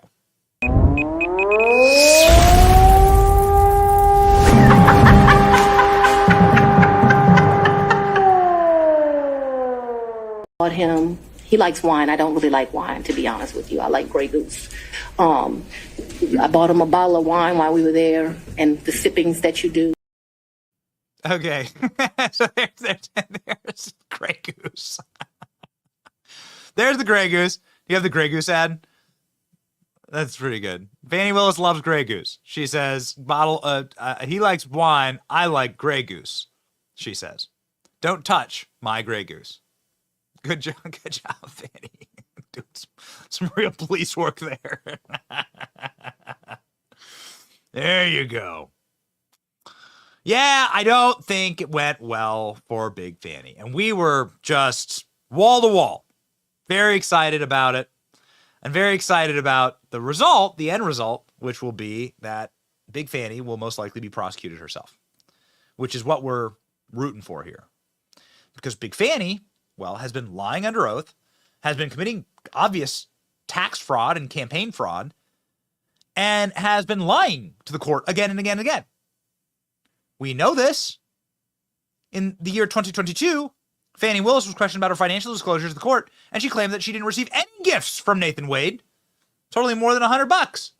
We literally have the receipts for her taking thousands of dollars worth of luxurious vacations all around the world. She said she didn't know which continent Bermuda was in yesterday, too, by the way. They're not sending their best. Watch. It defines it as someone that you know or should know is seeking to do or is doing business with the county, correct? Yes, but yes. That includes Mr. Wade as of the date you filled out this form, correct? Yes, but he never gave me a gift of $100 or more. The only thing that I would say maybe went over that, but I don't think it ever did, is if we went to dinner and my meal was $100, but I don't think I've ever eaten $100 worth of food at a restaurant, because I would not pay him back if we went to lunch or went to dinner. But trips I paid him back for. You know, I never thought about the money until y'all brought it up. And I would be less than honest. It says I was giving him the money back because I was the district attorney. I didn't take gifts from him for a lot of personal reasons. Anyway, I did not take gifts from him. Well, here's the receipts. Right? Here's the receipts. Donald Trump also posted on Truth Social, Donald Trump posted a screenshot of all of the gifts that she did get from him. Can we grab that, Truth? It's like a screenshot from Fox. It was very interesting. Like, Fox sort of broke down all of the, there it is. All of the gifts. This is a nice little rejoinder. I did not, she said, under oath, I did not get any gifts from Nathan Wade. Well, here you go. We've not only shown you the receipts. Here you go. $3,000, $3,000, $2,500, $1,000. Boy, they sure do like going on cruises. They sure do like it. Sure do like those cruises. How they get the money for that? Very interesting. Donald Trump. Fani never paid cash. She got free trips and other things from her lover with the exorbitant amounts of money she authorized to pay him. A giant scam witch hunt. Donald Trump laying it out as ever, clearly, concisely, and simply. Donald Trump continuing. Ladies and gentlemen, hold on, let's pull it up. They're talking about Georgia Fani scandal all over the world. In fact, by far trending number one. I cannot believe the Georgia State Judiciary and governor can't be happy about this humiliating embarrassment. It was a fake case from the start. Major league scandal. Pundits and experts are calling it a witch hunt. Donald Trump's winning this one, ladies and gentlemen. Donald Trump's winning this one. It's not pretty. And it's going to be worse, ladies and gentlemen. It's going to get worse for Fani.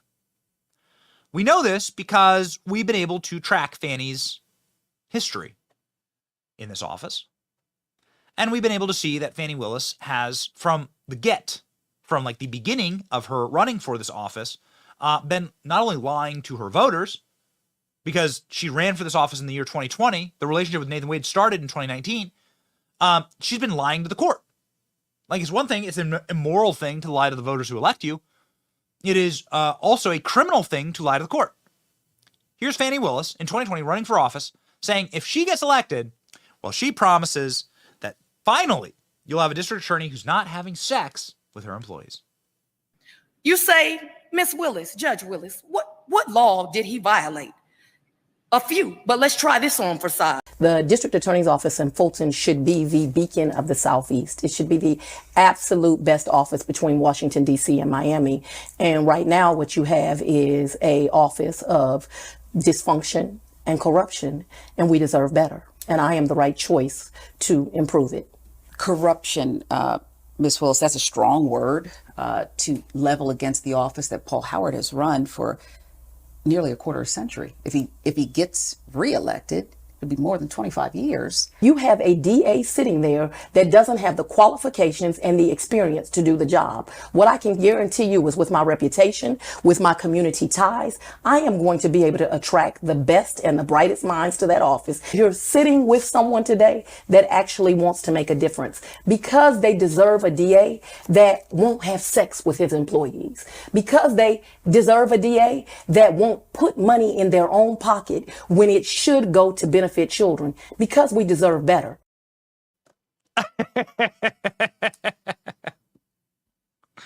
What do we say? What do we say about criminals and about evil people on this program? We go back to the Old Testament and we read about the kings of old. And yeah, those kings of old were corrupt and some of them got away with it, right? Judgment is the Lord's, okay? But the God of the Old Testament is still God. And many of the evil kings and the evil rulers and the evil lords were punished in due time and were brought low and humiliated based on their actions. And that's happening right now, ladies and gentlemen. Fani Willis saying, you need to elect me so that because I won't embezzle funds and misuse them and I won't have sex with my staff. Her words. And then what does she do? Well, even while she said that, she was having sex with her staff and embezzling funds. Like, whilst she was saying that, she admitted to yesterday stealing her campaign funds, having sex with her staff. Donald Trump posting a very concise, very simple clip on Truth Social. Like, she's a liar, okay? And I think that the voters are really seeing through all of this in Fulton County. Watch. He's lying. That's what I think. And they'll call him out on it. It just feels that way. It sounds that way. He had a relationship with her long before he said he did. That's just the way it is. And I'm really surprised that the lawyers have said, did you ever have sexual relationships with this woman before this date? Yeah. Is he going to lie on that stand? Is that coming in the next round of questions? Because at some point that's coming. He'll either perjure himself, or he'll admit the truth, and he is in trouble either way. Oh, a fanny pack. The fanny pack with the cash. Donald Trump trolling Fani Willis yesterday in a way that only he can during a speech. Very funny, ladies and gentlemen. We'll have updates from Trump campaign spokesperson Carolyn Leavitt in just a moment. She was just on Fox. Here's Donald Trump going in on Big Fani. Countries. This has never happened in our country before. And the local DAs are part of it, and the attorney generals are all a part of it. You saw what happened in Atlanta with Fani, F-A-N-I, Fani. How do you pronounce F-A-N-I, Fani? They interviewed her. I would never have an affair with anybody in my office. Well, she had an affair. And they paid the guy almost $1 million. Fani. Say it with me. Fani. Donald Trump's campaign getting the last laugh here. A lot of laughs actually being had. Donald Trump's campaign spokesperson, Caroline Leavitt, was just on Fox News and was going full-bore savage mode on Fani. Fani. The commentary from the Trump campaign, like, we're pretty close with people who are in the Trump campaign. Like, they're whistling Dixie right now. They are happy as clams. They are pretty happy right now about the way this is going. This has backfired so spectacularly. Have a listen to the official Donald Trump campaign spokesperson, Caroline Leavitt, on Fox News just seconds ago about the big meltdown of Big Fani. Caroline Leavitt, Donald Trump's national press secretary, with me now, and good morning to you. We might be interrupted if the judge comes back on, so let's squeeze in as much as we can. The reaction from yesterday and the Trump team is what, Caroline? Well, clearly Fani Willis didn't do herself any favors yesterday, and that's why she's not appearing in court today. And her testimony yesterday proved that President Trump has been right about this case since the beginning. This is a sham case brought on by corrupt people who care more about prosecuting him than the violent criminals who are running free in Atlanta and Fulton County right now. This case should absolutely be dismissed, not just because of this alleged misconduct, but also on the basis of the law. And it's such a shame to watch this yesterday fold out. You see, this is such a dereliction of duty on behalf of these people who are supposed to be demanding law and order. The American people deserve better than this. Violent crime has spiked in Fulton County. President Trump was in a courtroom in New York City yesterday at the behest of Alvin Bragg. And let's not forget Joe Biden. While we have illegal immigrants beating up cops in the street, these people should be focusing on demanding law and order and putting real criminals behind bars, not the former president of the United States who made this country better. So the legal mountain is high, and I know you know that. Here we go. 91 felony counts, 4 indictments, courtrooms from New York down to Atlanta and beyond. There you see it on your screen. Ladies and gentlemen, we have a breaking update. Fani Willis's Black Panther father, who taught her how to store her money in cash in her pillowcase, will not be testifying today. Also, they've pulled that witness.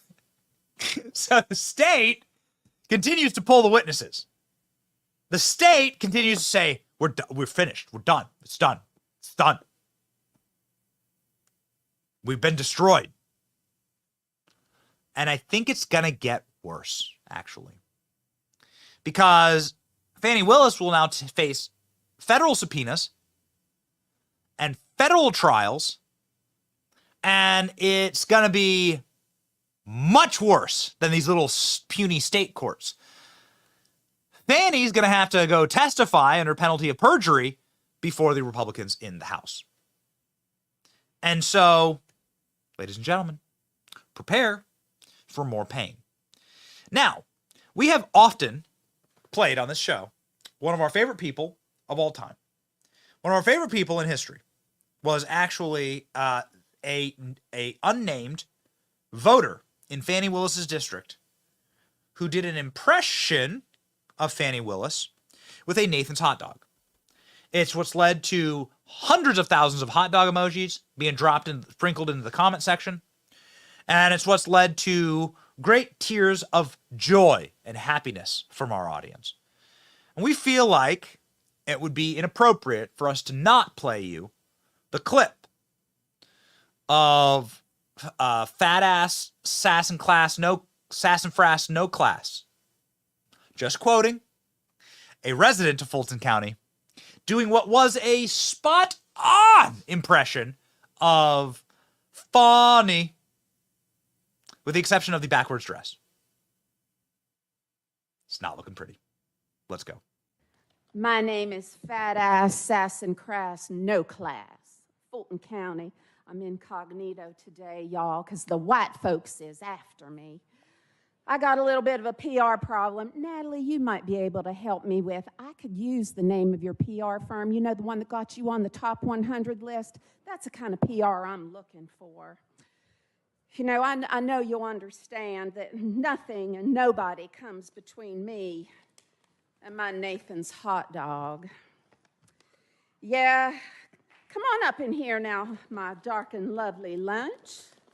Oh, yeah, there you come on. Yes, my PR firm, all they tell me to do is take me to church. Yeah. Take me to church, I worship you, dog. You're the light of my life. Please forgive me my sins, but I would fall on a knife. You are my destiny, baby. Good God, just get rid of your wife. Take me to church, I go to work. I get my freak on. Take me to church, I write a check. They let me say a few words. Okay. How entertaining has all this been? What did we do to deserve this? What a joy, ladies and gentlemen. What a special, special treasure for us to have these moments and to be witness to what is the true collapse of a regime. And we are excited about it. We've been calling this from 1,000 yards away. Many months ago, probably 6 months ago, before we ever had our beautiful Donald Trump mugshot, we said, here, ladies and gentlemen, is a clip of Fulton County, Donald Trump driving his car through the city after getting arrested by Fani Willis. And we said, look at the people. Look at them march into the street. Look at them cheer for Trump. Can we turn the volume up just a little bit? What you hear them saying, listen to the cheering. What you hear them saying is, Fani done effed up. Hear that? Free Trump! I'm talking about they got everybody. Is what they scream. And so we said the moment this happens, this was going to backfire. We said the moment this happens, this was going to be a disaster for them. That they've bitten off more than they could chew, and little did we know, ladies and gentlemen, that in the end, they'd have to take it right in the fanny. I'm talking about they got Little did we know how right we were. Oh, yeah. Oh, yeah. So that is where we stand today. Fani Willis will not be testifying. They are canceling all of the rest of the potential witnesses. And they are effectively admitting that this case is done. That this case is lost. And now they're going to move to containment. The strategy is going to be, how do we possibly save ourselves and not all go to prison? That's going to be the next step. It's going to be really, really interesting, ladies and gentlemen. And we are here for it. You can believe that. We can show you sort of what's going on in the courtroom right now, just to show you that we've been monitoring it. They're gonna bring in, they're planning on bringing in a witness that is like very sympathetic to Big Fani. And so like some guy like former Georgia Governor Roy Barnes, who's going to be a total snooze fest. There are a couple live feeds of this. We don't think that this is going to be particularly compelling because, well, they've already been busted. They've already admitted defeat. Fani Willis and her father were both supposed to testify today to give some type of boom, clap, hallelujah, chorus, like courtroom, Mr. Smith goes to Washington defense. Nah, man. Nah. They're done. They've admitted it now. They're done. These people are totally sick. I mean, I guess while we got it here, let's go ahead and listen to the guy's question. Let's just take a minute of this. Let's just listen so you guys can see. I asked the court, and the court says, "Go ahead and you can do it." That's all right. I'll do whatever the court instructs. I hear you, and you should too. They know. This is the prosecutor. I'm not always successful, but I try. They're laughing. If I pinpoint a date, for example, I think the record is clear that Mr. Wade was hired for the position on November 1 of 2021. Does that help you at all? No, it does not. Okay. Then let's go to the meeting. It sounds like it was just one meeting. Yes. And could you tell us where that meeting took place, if you remember? It was in the conference room adjacent to the district attorney's office. So was it in this, or the adjoining building? It was in the Lewis Slade building. And District Attorney Willis was there, obviously, right? Yes. Yeah. And Mr. Wade was there? The best I recall, now I could be mistaken about that, it's like anything that far away, but that's my recollection. Do you have a recollection of anyone else being present? Yeah, there was some other folks, but I don't remember. Do you remember, were you introduced to Mr. Wade by anything other than you already knew him? Was he given a title or anything? So at least as you're there, if I heard you correctly, Ms. Willis did all the talking, Mr. Wade did not. I mean, we exchanged pleasantries, but as far as the basis of the conversation, the reason I was there, Ms. Willis did the talk. And would you be able to give us an estimate of how long this meeting lasted? Just rough. Probably an hour. And during the meeting, you made it clear, but it was the thanks for the offer, but no thank you. Oh, yes, I did. As I said, I started off as a prosecutor, and for about 10 or 15 years, I did nothing but criminal. And then, but I've tried to move away from it and do primarily civil now. Mr. Gillen and I have done some white collar cases over in federal court. I've got one over there right now, but it's generally business related, where I have a client that's got a kid or him getting indicted. And the case I have over there now is an alleged fraud case. Fair to say that based on your career and the work that you've done, you've handled high profile cases, correct? I have. I've handled some pretty good cases. I sued Syria one time for beheading a client of mine, recovered $82 million.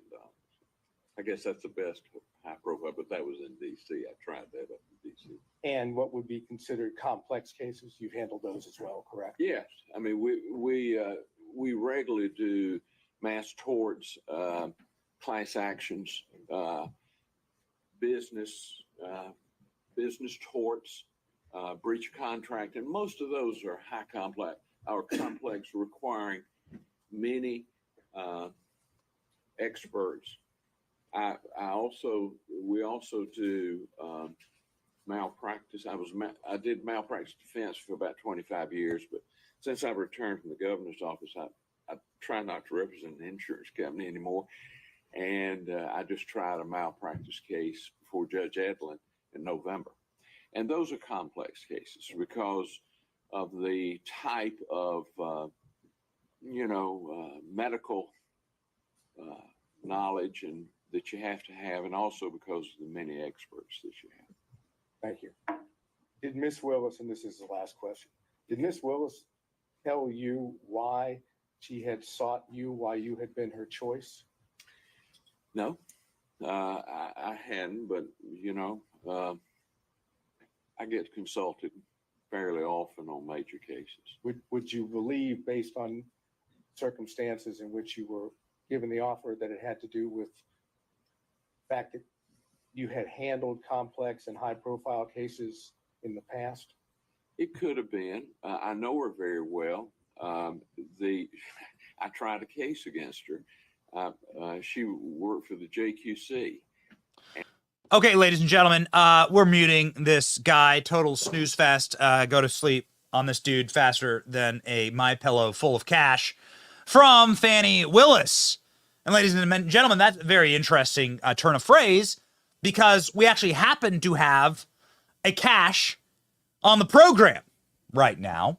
It's been a busy morning for people who can sound off on legal issues like this, but we are thrilled to be welcomed and joined by our own special pillowcase full of cash, Cash Patel.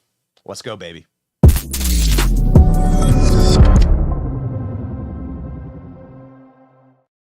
Cash, thank you for being on the program. I didn't mean to give you an introduction like that, but boy, it seems like Fani carries all of her cash in a fanny pack. Totally normal. As a federal prosecutor, can you please do your best to slice and dice this case like you were working at Benihana? Well, when I was a federal prosecutor and federal public defender, I carried my thousands of dollars in spare cash in my left shoe, and I carried the other $1,000 in spare cash in my jockstrap. I mean, what are these people? Who walks around with that? Even if you're not a government employee, who walks around with thousands of dollars in cash? Let's get past that. And I'm sorry to interrupt the news fest that is the continuation of this testimony. But, in all seriousness, as an officer of the court, your obligations to the cases you bring are without bias and without being a zealot. And you're supposed to not conceal information to the judge that could impact the prosecution you're bringing. That's not like a cashism. That's the law. If you are betting the top prosecutor in the case and you are making hundreds of thousands of dollars collaterally through that relationship and going on the Love Boat with his mother and your sisters, all of which they pay for through the taxpayers who are paying your salary and paying for this prosecution, you not informing the judge is a violation of the canons of ethics and your duty as an officer of the court. It's a felony. If I had done anything like that, say Kash Patel was a special prosecutor prosecuting Joe Biden in the state of Delaware, and I hire a female attorney as my subordinate to run the prosecution, and then I pay her $600,000 and go on a fairy tale cruise with her around America and the world, what do you think the left-wing media would be doing to me? And more importantly, what do you think the judicial system would be doing to me? Now, I think this judge is on the right track, having watched this testimony yesterday. But what you saw from Fani, whatever, Willis yesterday was like a Perry Mason style. You almost don't get a witness like that when you're a defense attorney and you're like, is this really happening? She just comes bulldozing into the courtroom and she's like, oh, I want to testify. And I'm like, well, you know, you're not supposed to be here yet. She doesn't care about the rules. She doesn't care about the rule of law. And the most offensive thing to me, maybe as a brown man, is how this woman waltzes into court and blames the world for her corrupt criminal activities and plays the race card because she thinks that we are prosecuting her criminality because she's a black woman.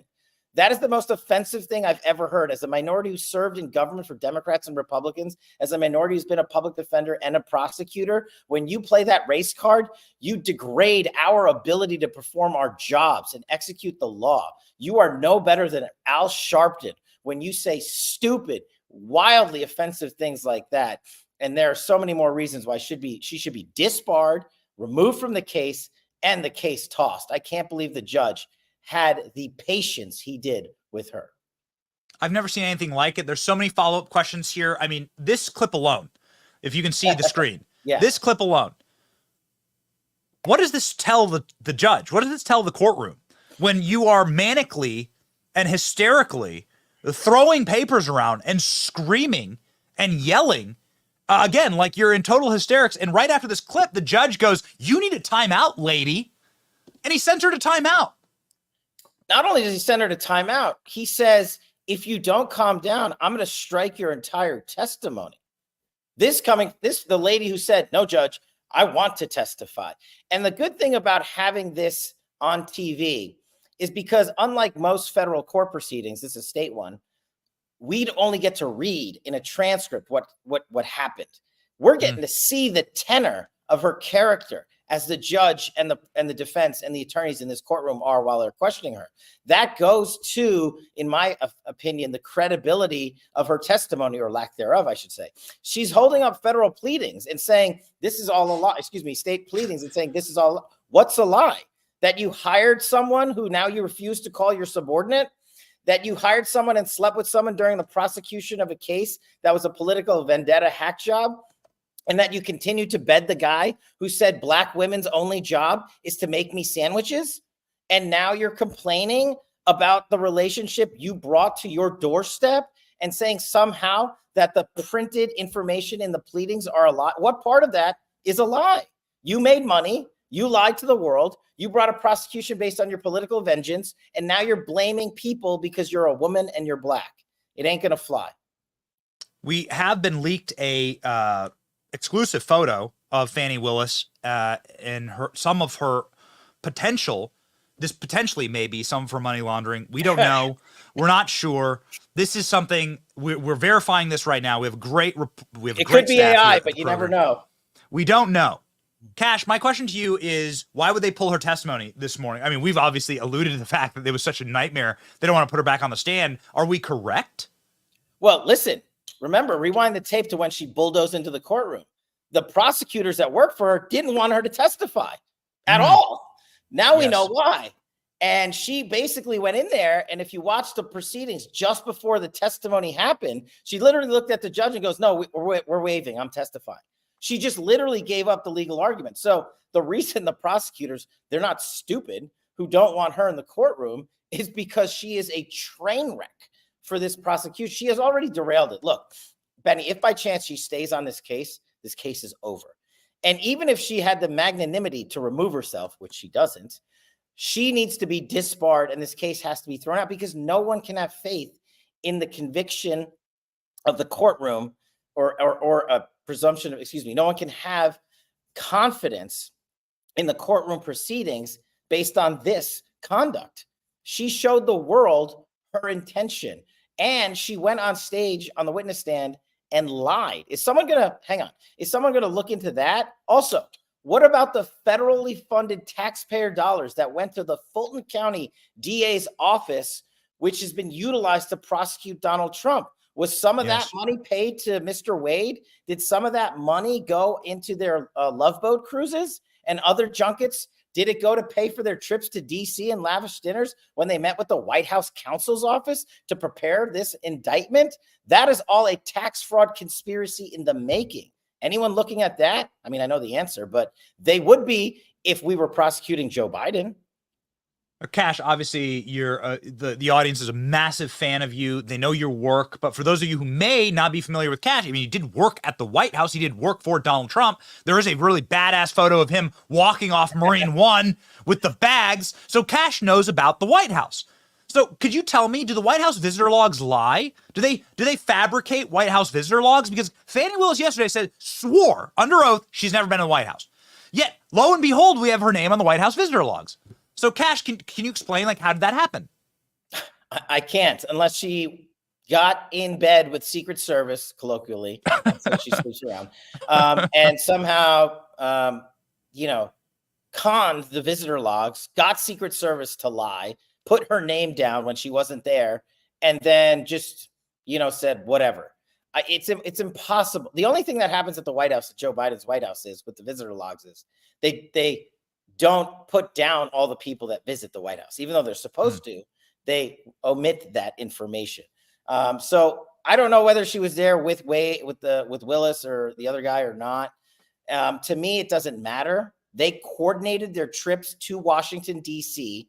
to work with the Biden administration and his lawyers, our government-funded, taxpayer-paid-for lawyers, to prosecute Donald Trump. They literally sat down with state prosecutors and talked about a pending indictment of their political opponent. This, I mind you, with all the hypocrites blaring out there that Vladimir Putin in Russia jails his political opponents. I'm not justifying his conduct, but why don't we look right here in America and look at how many political opponents have been indicted by this Biden administration?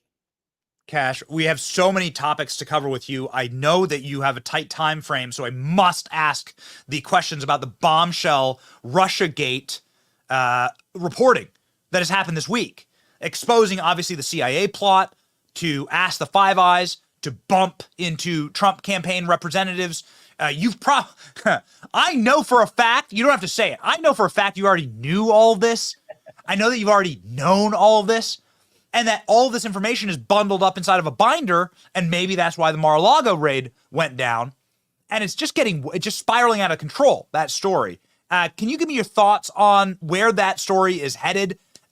Because it does seem to be the largest political scandal of our lifetimes. Yeah, and if you give me a little bandwidth here to lay this out. Look, I'm very happy that this is in the news, and I'm very happy that there's reporting on it. But I want to remind the audience what the fake news media ignored for 6 years. When Devin Nunes and I ran the Russiagate investigation, we put these findings in a 350-page report, which was publicized. We put the findings out that Hillary Clinton was the preferred candidate of Vladimir Putin and the Russian Federation. Based on our investigation, we showed that John Brennan and company weaponized the system of intelligence to prosecute and target Trump surrogates. We named them. And now we're starting to see more information on those two lines of effort, which I think is fantastic. But I also think we need to put down a marker and make sure we don't take the bait from the FBI that conjured up the Russiagate hoax to begin with. The binder in question was the one that we compiled at the end of the Trump administration that President Trump declassified. That binder is sitting at the Department of Justice. Then the bean counters and librarians at NARA have stated publicly that binder is at the Department of Justice. And that binder does contain a lot of information in the underlying documentations about Russiagate that Devin Nunes and I weren't able to get declassified because we ran into the buzzsaw that was Rod Rosenstein, Gina Haspel, and Chris Wray. And why do I bring up Gina Haspel again? I'll get there in a second. The second big piece of this story is we, the Russiagate team, did a 2,000 man-hour report and investigation into John Brennan's ICA. The report that John Brennan was ordered by Obama to produce to justify the unlawful targeting of Trump surrogates, we did another report. Think of it as the Nunes memo on the Steele dossier in the FBI. There is another 17-page report sitting in a SCIF, in a safe at the CIA for the last 4 or 5, however many years it is, that we produced. Now, we in the Trump administration tried to get that declassified. And the person that blocked its release then and to this day is Gina Haspel. What is in that report shows the dereliction of duty and the politicization of John Brennan's ICA. We've been trying to get it out forever. And why is Gina Haspel at the epicenter of all of this? She was London station chief in 2016. What does that mean? What does that matter? In 2016, John Brennan was ordered and went out and took the intelligence community and said, we are going to target Donald Trump's surrogates with the CIA, NSA, and our partners overseas. So what does that mean? Gina Haspel, as the London station chief, by law has to authorize offensive operations in the United Kingdom because she's what we call the number one DNI rep, the number one Office of Director of National Intelligence Representative. Those operations, which we reported about from our Russiagate findings, the Halper thing, the barroom thing, all that nonsense, and much others, could not have occurred unless she authorized them. She did that. She would later become Trump's CIA director. She would later become the individual that blocked the release of our ICA report on John Brennan's bogus ICA. People need to start asking questions why that is and why Congress hasn't called her to testify. And here's another doozy for you and your audience. Do you know where Gina Haspel works today and has for the last 3 years? At Chris Wray's law firm as the National Security Advisor, where Rod Rosenstein and Sally Yates are named law partners. Rod Rosenstein, the same guy who signed the bogus FISA warrant against Donald Trump, which was rescinded as a result of our Russiagate investigation and nullified by the FISC, these people are making tens of millions of dollars together. Do you think these government gangsters are running in a coincidence circle? No, they have orchestrated this thing from jump, and they have orchestrated the cover-up. And I'm very happy, and people need to make sure I'm not denigrating the work of Schellenberger and Taibbi and anyone else who has the gall to put this out there. I just want to make sure that the mainstream media doesn't conflate what the efforts of these gentlemen are and put out the facts so that they don't come back later and say, oh, you guys conflated these two things and got the reporting wrong, so your entire article is garbage.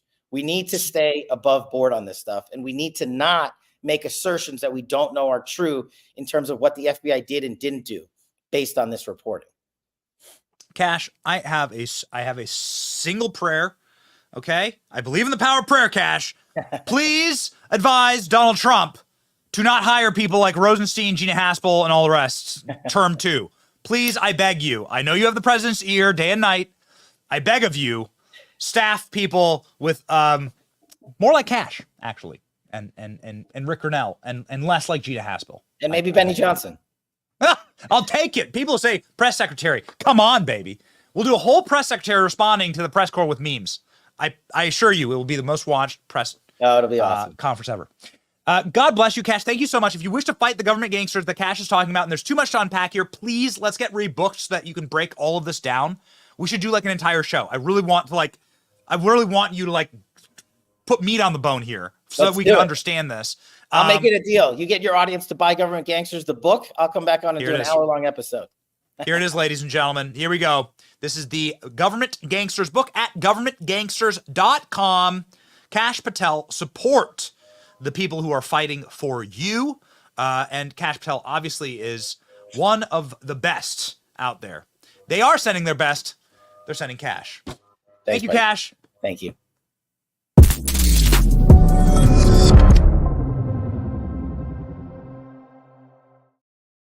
Ladies and gentlemen, we do have some breaking news here.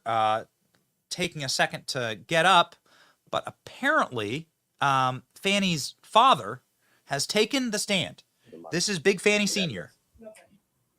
On the stand. Objections is submitted. 6 Exhibit 2 is submitted for the record. Now, Here we go. Record, Your Honor, the state is going to supplement State Exhibit 2 with a redacted copy of the license. The current copy is not redacted with the address and things of that nature. Do we need to mark that differently in any way? I will mark it as State Exhibit 2A. Perfect. Now, you talked about when your driver's license was issued. Can you tell the court when was that driver's license here, your Georgia driver's license issued? It was on 9/28/2019. Okay, so September 28, 2019. Now, when you moved into District Attorney Willis's home, who lived there? Well, my daughter lived there. I lived there, and from time to time, my grandchildren would come. Okay, and did your grandchildren, were they at school coming and going? Exactly. I think they were in school in various jurisdictions. And during the time, how long did you live at or with Miss Willis and at her home here in Fulton County? She was forced to move after she was elected. I don't know if you want me to go through the whole thing, but that, Your Honor, if Your Honor will indulge me. After she was sworn in on January 1 of 2021. And on or about the 3rd of February, at probably 5:30 a.m. in the morning, there were people outside her house cursing and yelling and calling her the B word and the N word. And just, it was bizarre. Okay. It just. Pause, sir. Mr. Abadi. Here's the objection to you. I would say it's effect on listener. He was present while all of these things were occurring. But I can. No, that's. And he's saying he was personally present to hear these things? Yes. Okay, overruled. Okay, and fortunately, the neighbors called the police and disbanded the group, and it was just, it was just, I hadn't seen anything exactly like it before. Okay, and after that happened, can you tell the court that Miss Willis would have to move from her home? Yes, she was forced to leave. And can you tell the court after she was forced to leave, shortly after she was sworn in, did you remain at her home in Fulton County? Yes, I stayed there really until 2022, I guess. And from what you described, did you fear for her safety? Absolutely. Not only did I do that, the South Fulton police, they brought somebody, a man with a dog, because there have been so many death threats. And they said they were going to blow up the house. They were going to kill her. They were going to kill me. They were going to kill my grandchildren. On and on and on. It just, it became, and I was concerned for her safety.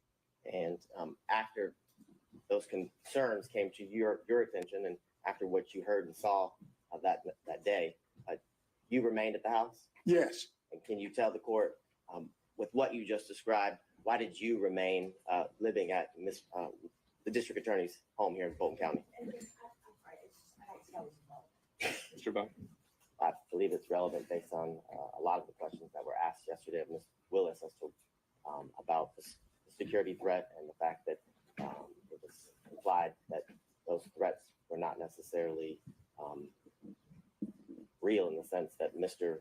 Boyd remained in the home. There were many questions about the fact that he remained and her children could still come and go to the house. I think it's relevant based to the testimony that was elicited from defense counsels yesterday. Overruled.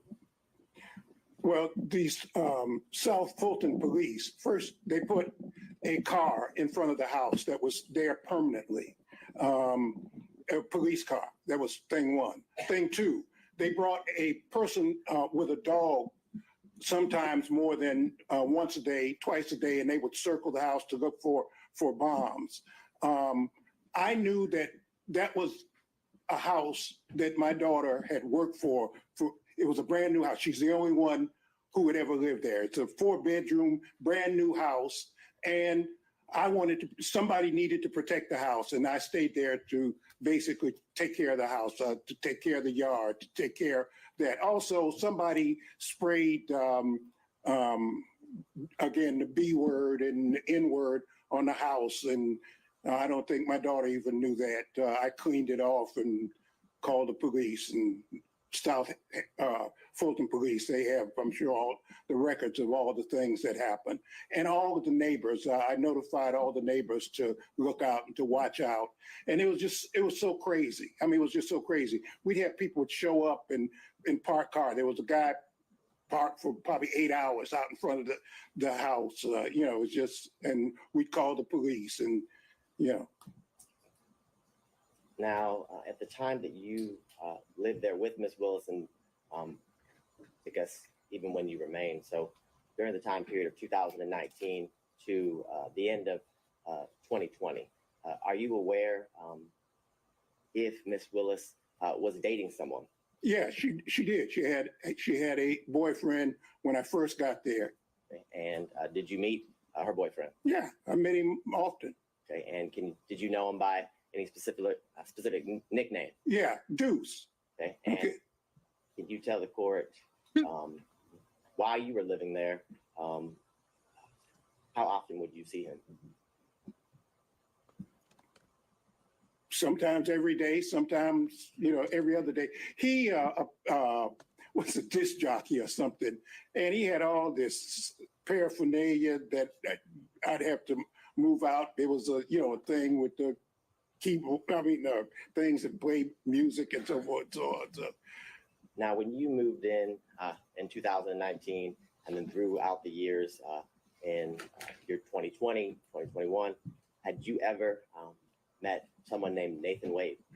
I did not meet Nathan Wade until 2023, about a year ago, when a reporter by the name of Issakoff interviewed me. That was the first time I had met him. You said that was in 2023? 2023, right.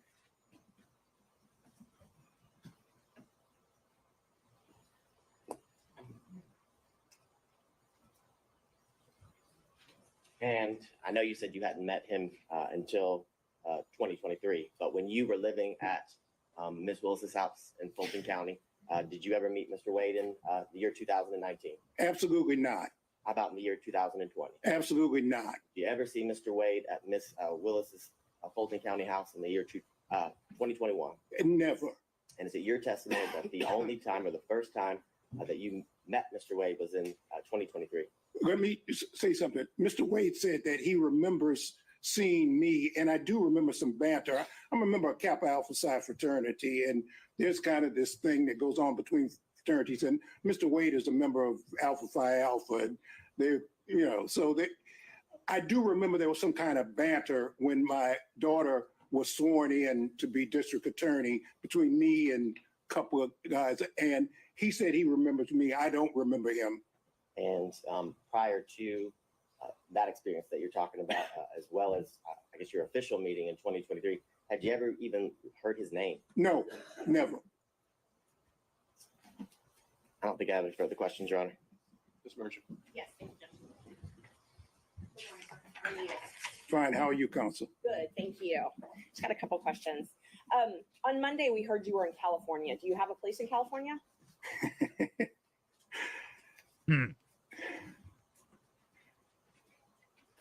People always ask me about where do I live. I guess I live right here, sitting in this seat right now. But yes, the answer is I have a place in Los Angeles. Okay, you do.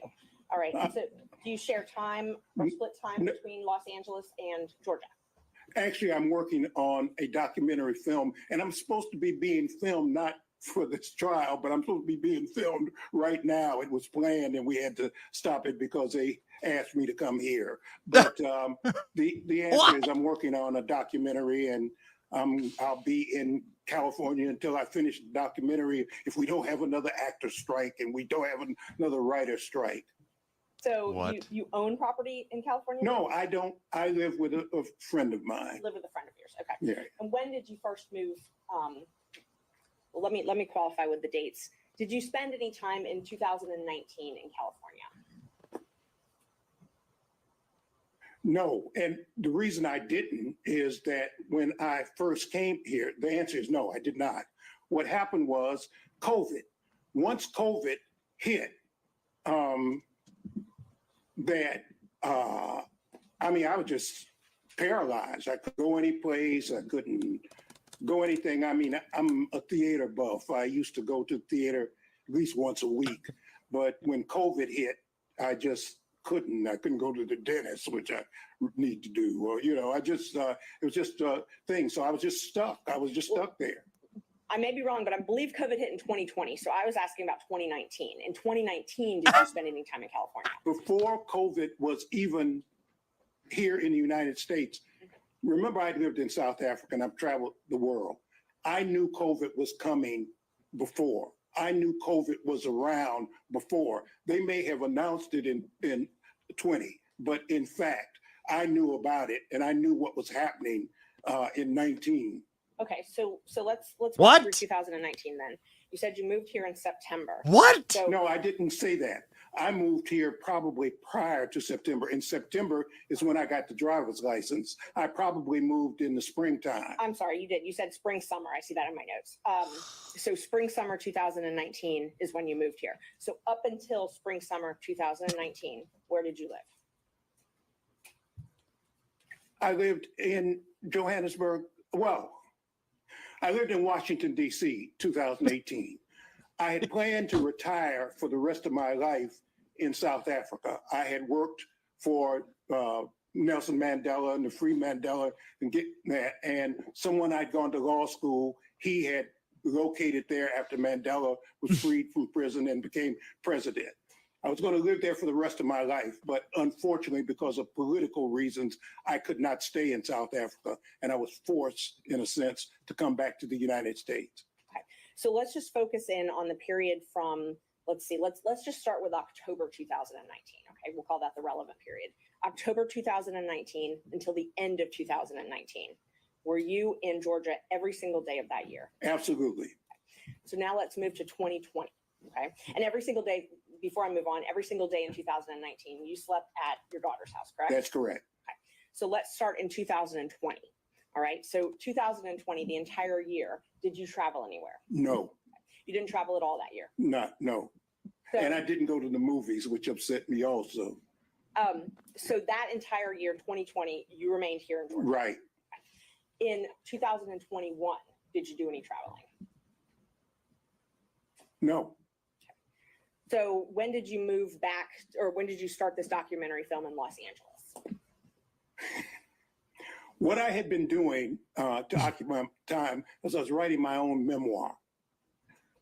As I delved into my family background, I discovered something, and that's what got me to working on the documentary. So I want you to understand what was going on in my life. I pitched I have a movie script called Bad Blood. I have a movie script we're trying to sell. So I tried to sell. He's Taylor Swift. And I just happened to mention something that happened during the civil rights movement. SNCC, it's called the SNCC 5. The legendary Peter Fitzsimmons was interested. And so with Peter Fitzsimmons and Leah Smith, we're now doing the documentary. So I don't want to interrupt you, but what I was asking was when you moved to Los Angeles, not what you moved there for. Well, you keep saying moved.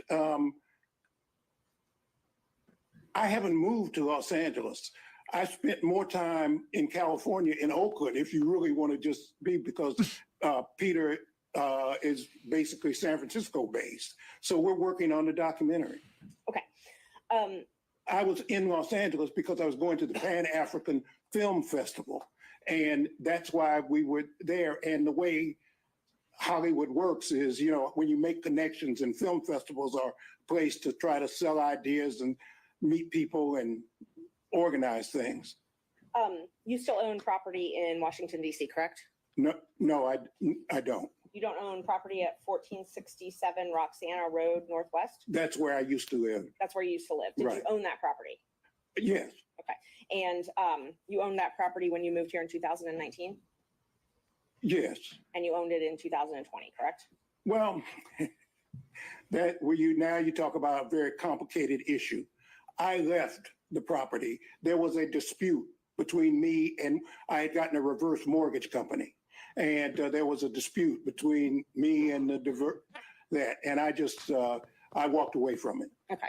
You walked away from it with almost $300,000. Yeah, what is the relevance of that? Where he lived and registered to vote. That's what they brought in. So that's Why is the money he got from the sale relevant at all? it's the only proof I have of that he owned that address. So I can move on though. Okay. When did you sell that property? I didn't. The reverse mortgage company took it. Oh, okay. So in 2019, when you got your driver's license here, Yes. the next day you registered to vote, correct? I think it may have been the same day, but maybe it was the next day. I don't remember. But you didn't own property here in Georgia that day? No, I was living with my daughter.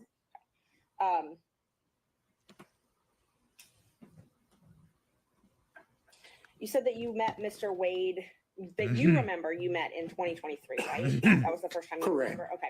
And I wasn't really clear. You said something about meeting him. Was it with Mr. Isikoff, or did Mr. Isikoff tell you? No, I was being interviewed by Mr. Isikoff. Okay. And he walked in, and I met him. That was the first time. He walked into the office and Where were you being interviewed? at the district attorney's office. And Mr. Wade walked into that interview? Yes. And so Ms. Willis had not told you about Mr. Wade prior to that? Absolutely not. So she didn't tell you anything about their relationship before you met him that day? No. But Mr. Wade remembers meeting you in 2020? He said that at my daughter's swearing in. I do remember that we having some banner about fraternities, but other than that. Oh, at your daughter's swearing in. Okay. Right. That's all I have. Just one moment.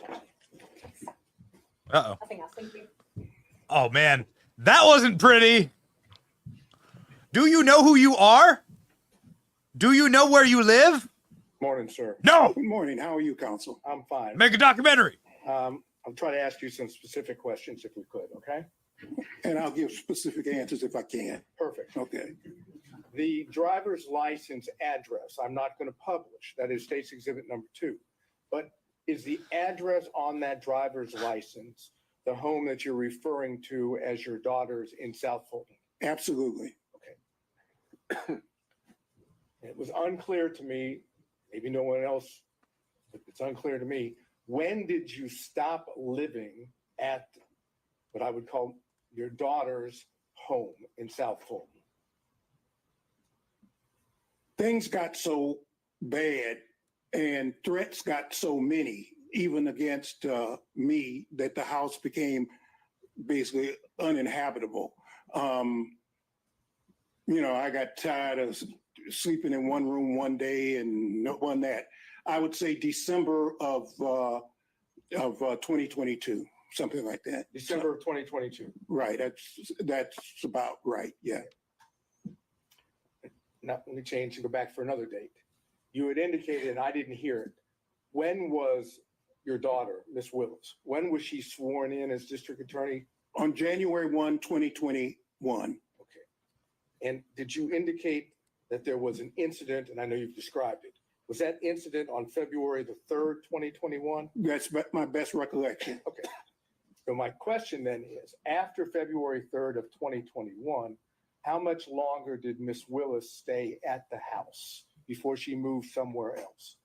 Very short period of time, and I cannot be precise, but I would bet all the money I ever made, it wasn't more than a month and a half, if that long. Okay, so we're talking about best of your recollection, end of February into the beginning of March, give or take, of 2021, when Miss Willis would have moved to a different location. Exactly. Okay. And did Miss Willis return to the house, that is, the house that you were in, at any point in time that you can remember? From time to time, she and her security might show up for her to pick something up or take something or something, but she always would come with her security. Okay. My question was poorly worded. I apologize. Did she come back permanently to her house? Oh, absolutely not. Okay, Absolutely not. So as far as you're aware, that once Miss Willis left the house, her house, South Fulton House, so the record's clear, in either late February or into March of 2021, best of your recollection, she's not returned to that home to live. No, it became uninhabitable. I mean, it just, I mean, that's okay. I would have to walk around that house looking out of every window. I made a habit of having to walk around the whole house. I got lights so that if somebody would come at night in the back, so that those kinds of reflecting lights, I had those put up. I don't mean to again cut you off. Okay. All I was interested in is whether she had ever returned. No, the answer is no. Okay. Now, when Miss Willis, when your daughter left the home, time period, end of February, beginning of March, give or take 2021, do you know where she moved to? No, and I didn't want to know. I intentionally did not want to know, because I was not, if somebody stuck a gun to my head and I could tell them, I wasn't going to tell them anyway.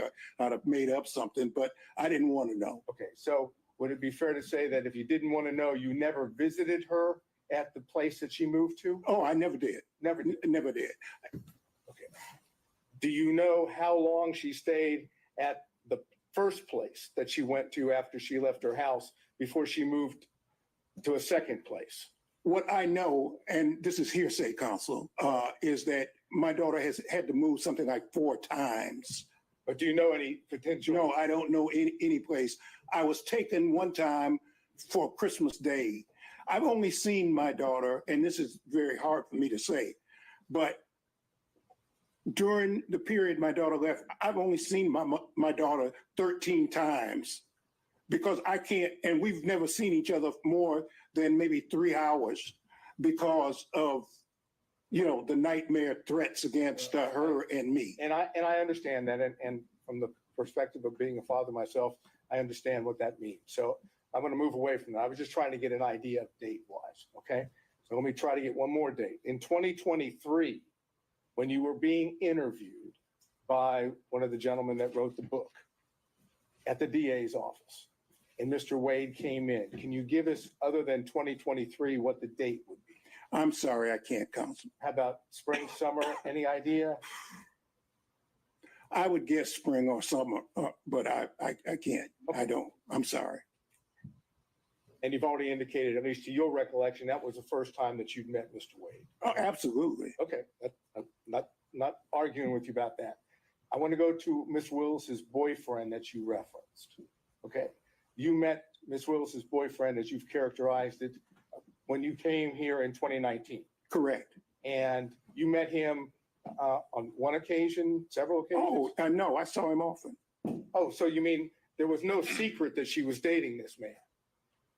Not from me. Not from you. And he was a disc jockey of some kind. I think he had a government job during the day. I don't know what it was, but apparently he would do weddings and so forth and so on. He was a disc jockey, play music. So he had all his stuff was always in the way, and I was always having to try to push it aside. And, anyway. But Ms. Willis, your daughter didn't keep him from you, correct? No. No, I mean, there was no doubt. My daughter and I lived in the same house. I mean, he came and went, Right. Now, when did you learn that your daughter had a romantic personal relationship with Mr. Wade? Well, about 7 weeks ago, when as a matter of fact, I just found out when other folks found out. Okay. But as your daughter, as I understand it, never told you one time in the year of 2022 that she was dating Mr. Wade, correct? That's correct. And until recently, you didn't know from anyone, including your daughter, that she dated Mr. Wade, correct? That's correct. That is, whatever the relationship is between father and daughter, she kept that a secret from you, correct? Correct. That's all I need to know. Mr. Stockton. No.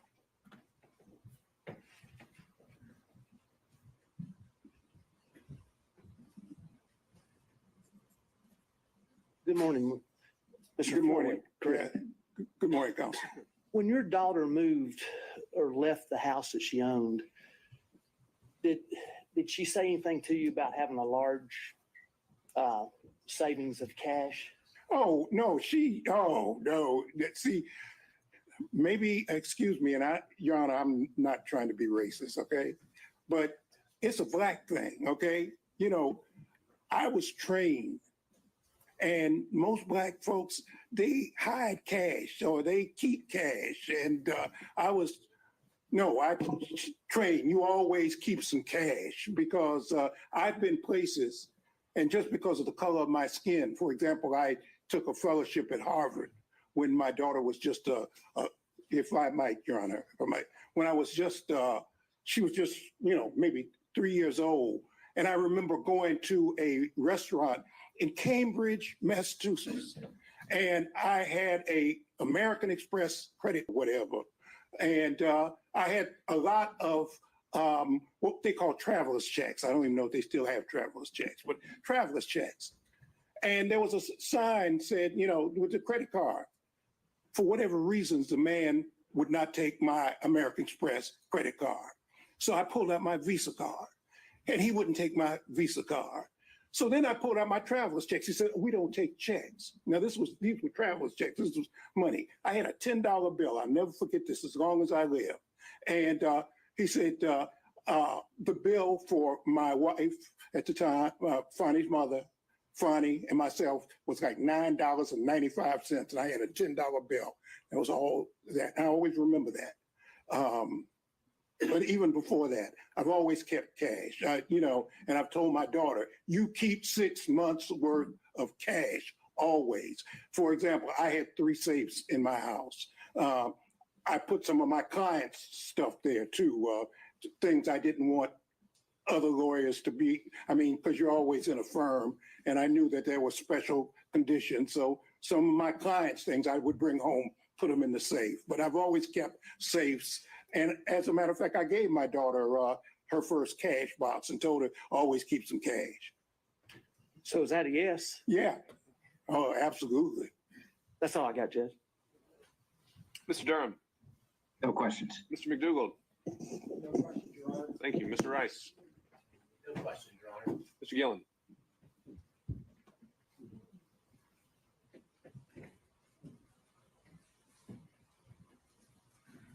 It's still morning. Good morning, sir. Good morning, Counsel. How are you? Just fine. Just a few questions following up. When you were talking about when you learned about Mr. Wade and your daughter, correct? Correct. Now, did your daughter tell you in around October of 2022 that she had gone on a Caribbean cruise with Mr. Wade to the Bahamas?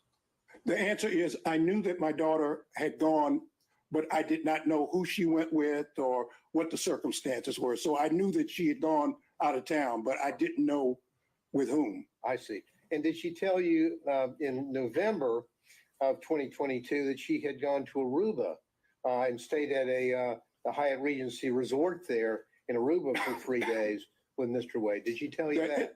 The answer was, again, I knew she went out of town. I didn't know where she went. I knew she was going out of town. She told me she was going out of town. I think she might have said she was going out of the country or something. She'd be going. But other than that, that was all. Okay. And did she tell you in March of 2023 that she was going to Belize for several days with Mr. Wade?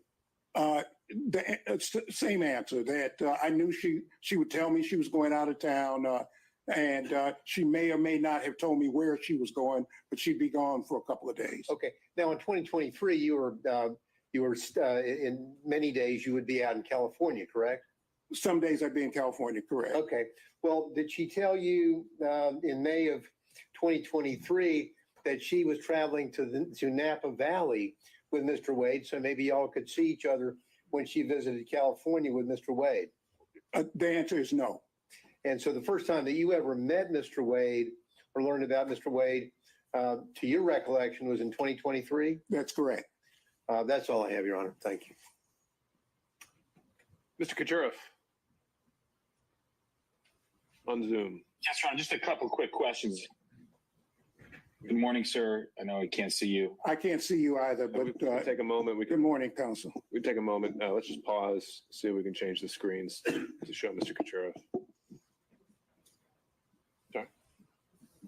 We need Your Honor, I'm on a phone, so it's kind of difficult. Can you turn your screen on now? I'm trying to.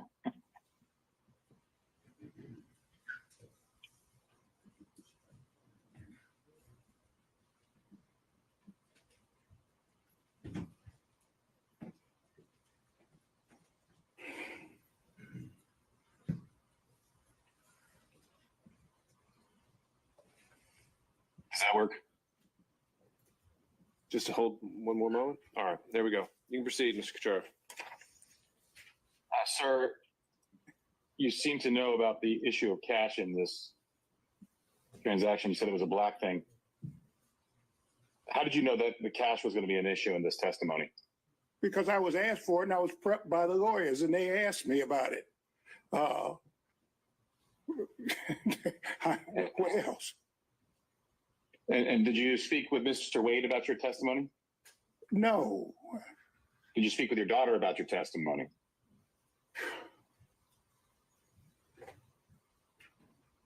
She may have been present when the lawyers were. I really don't remember. If Mr. Wade and your daughter were dating, you wouldn't have known that unless your daughter told you.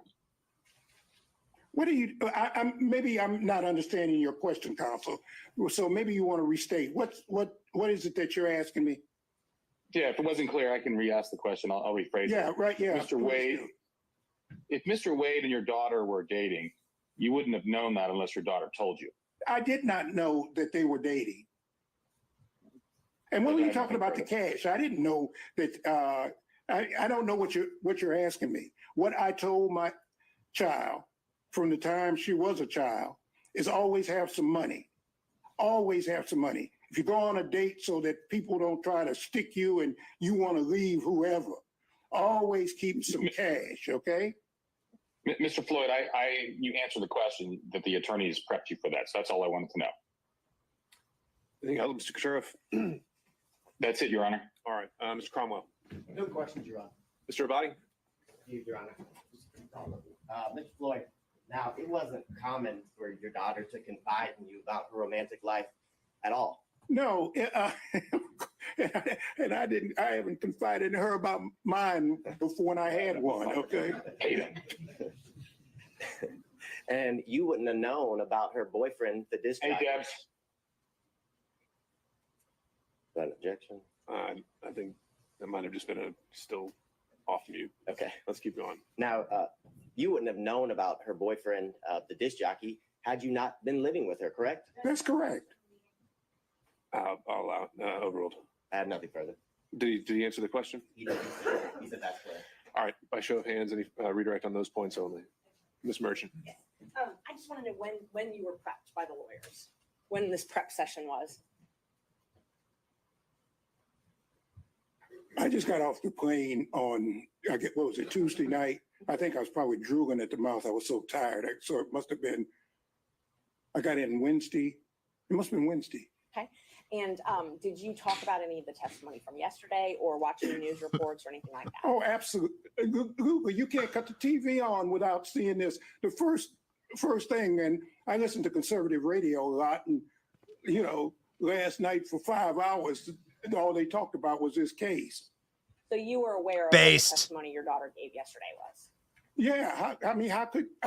Unless you don't cut the radio on, unless you don't cut the television on, unless you don't read the AJC or any other, the New York Times or whatever, which I do every day, of course. So is it fair to say nobody instructed you that you were under the rule of sequestration? Right, and I'm not under subpoena either. Thank you. All right, anything else? Seeing and hearing none. Thank you, Mr. Floyd. Thank you very much, Your Honor. It's a Okay. appearance, Your Honor. Take care. That was amazing. All right, Ms. Cross, let me check in. Was the state planning to call additional witnesses? Not at this time, Your Honor. We're again trying to accommodate if there's a lapse Sure. in schedule to be able to this afternoon. Right now, that was our last witness. Okay. That guy was So even amazing. if Mr. Brown. Well, let's hear if they call more. Let's just hear if they call more witnesses. Let's just hear this One back. more will be available this afternoon, but that would be it. Okay, so there are potentially more state's witnesses. All right. But before we move on, I heard the strike. The last witness is testimony. All right. So I think the rule is invoked, and the instruction was for the parties to tell all witnesses subpoenaed or expected to appear about the rule. I don't think the remedy is necessarily striking. I think it can go also to this credibility as well. So to that extent, I'll, unless Ms. Cross, you want something else to be heard on that, point is made. All right. Do we have an update for Mr. Bradley? Yes, Your Honor. Yeah, he should be here at 12:20, 12:25. Okay.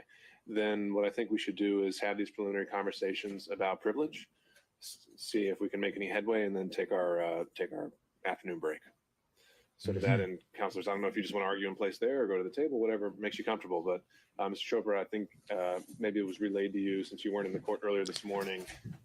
We'd had some initial conversations about the distinction between All privilege right. and Rule 1.6. And All right, so they're going to talk procedural steps and procedural court moves. I am, how do I say this? I might be in love with Fani Willis's family. Fani Willis's family may be the single most entertaining family in human history. So that was her dad. Her biological father was brought up on stage, and in order to prove to the court that he is able to see the future, including predict, he was able to see COVID in 2019. So he must have worked for Dr. Fauci, who's creating COVID at the time. First thing he does is whip out an old magnifying glass. Do we have the clip? Do we have the magnifying glass clip? So that's fine. We have the clip. Okay. So this is the first thing he does. We'll just do a quick recap here. This is the first thing he does. If you've been following this, we've been live for 3 hours. Like Fani Willis's will not be called. It's too much of a dumpster fire for her. And so they're like they're desperately trying to like grab hold of any type of life preserver they possibly can. And so they bring in the guy who needs the magnifying glass to see the evidence. Watch.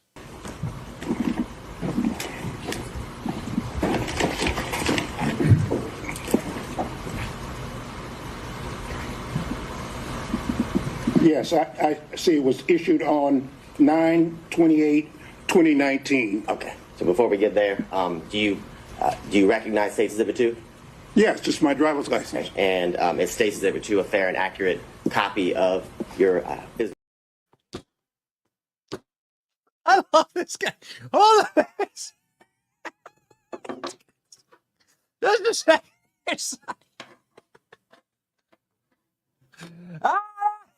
Let me tell you a thing or two, Sonny.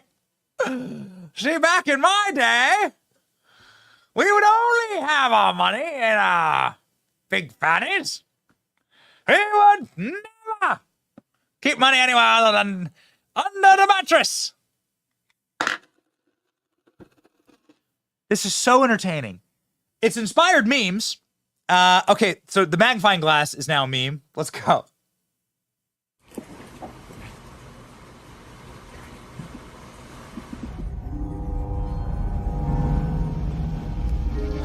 What is it? Which way? Get out of there!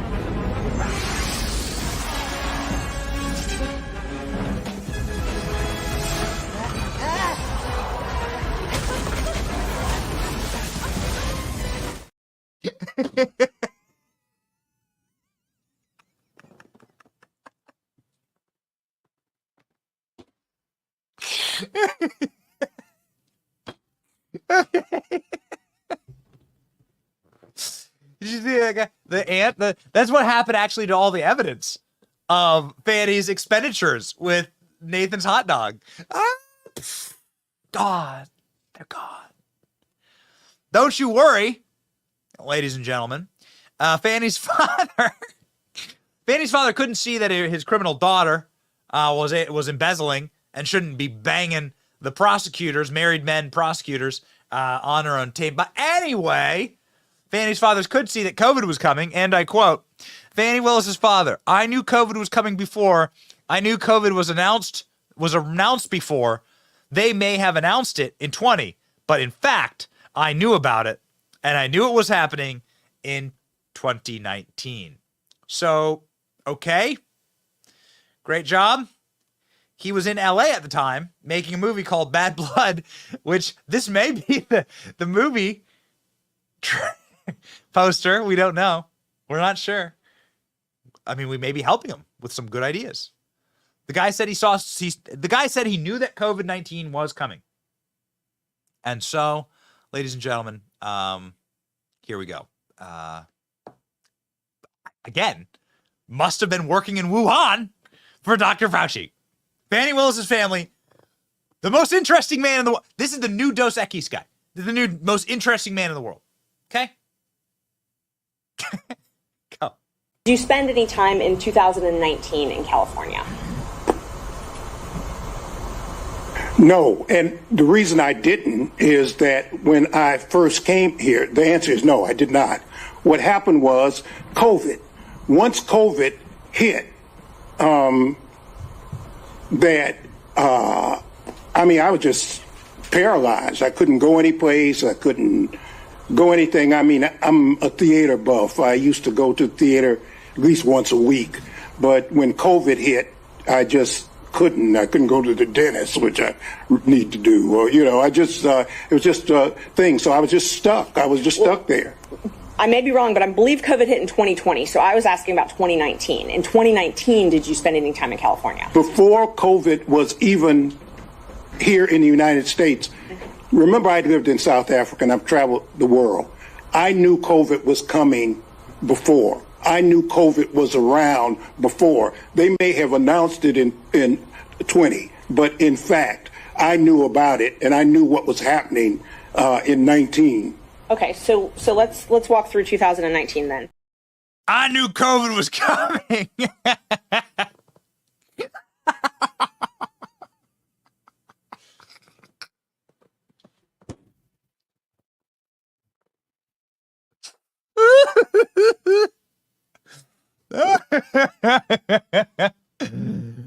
Ooh. Sherlock Holmes. Ladies and gentlemen. He knew it. He could see it. He had his magnifying glass, and he was ready. He could see the COVID molecules gathering.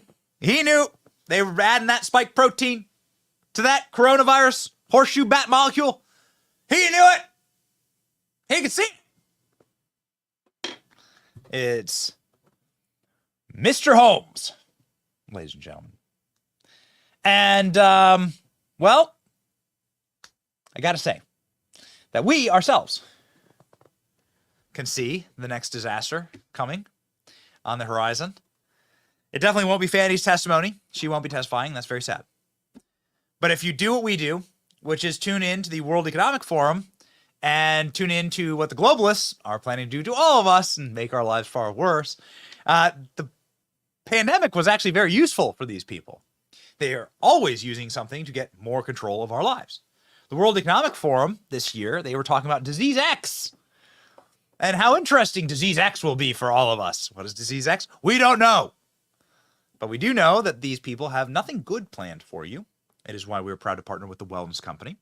The Wellness Company will make sure that you are prepared for whatever may come your way, whatever is being created in the next laboratory. You may not be as smart as Fani Willis's father. You may not see it coming.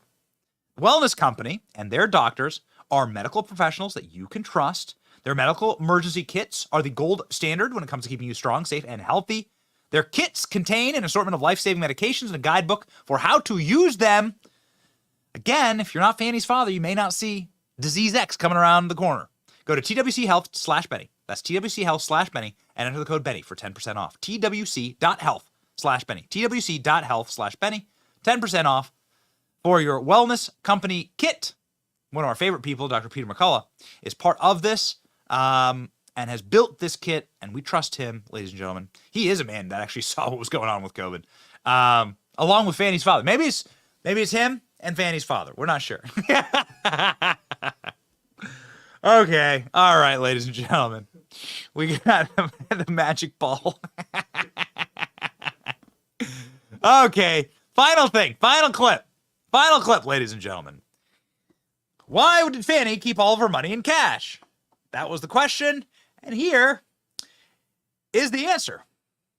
When your daughter moved or left the house that she owned, did she say anything to you about having a large savings of cash? Oh, no, see, maybe, excuse me, and Your Honor, I'm not trying to be racist, okay? But it's a black thing, okay? You know, I was trained, and most black folks, they hide cash or they keep cash, and I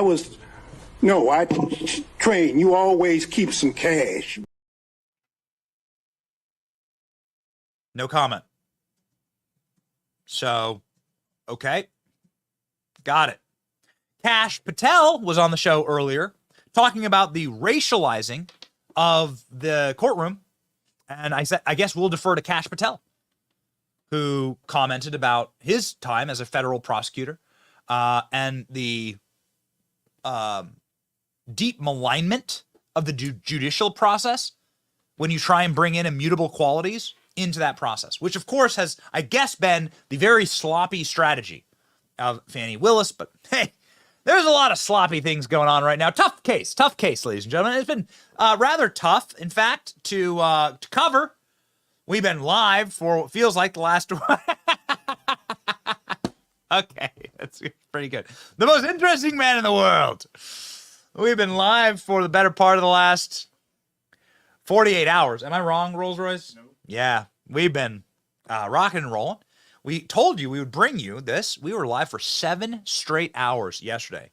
And then we did the In the Arena show with Tom Tennant. And so, crazy stuff. We wanted to show you sort of the mastermind behind all of the funny memes, clips, and content that you see on your screen, and go right to the heart of exactly how we do all of this, and also to thank you for your support for our program. Because simply by watching this program and by supporting us, you allow us to endeavor and to create a totally new generation of like young conservative creators.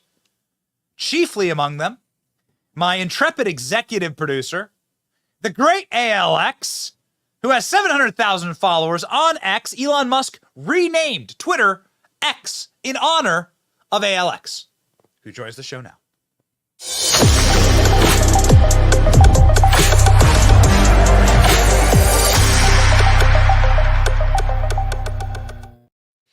ALX, I thought, fuzzy shot. Okay.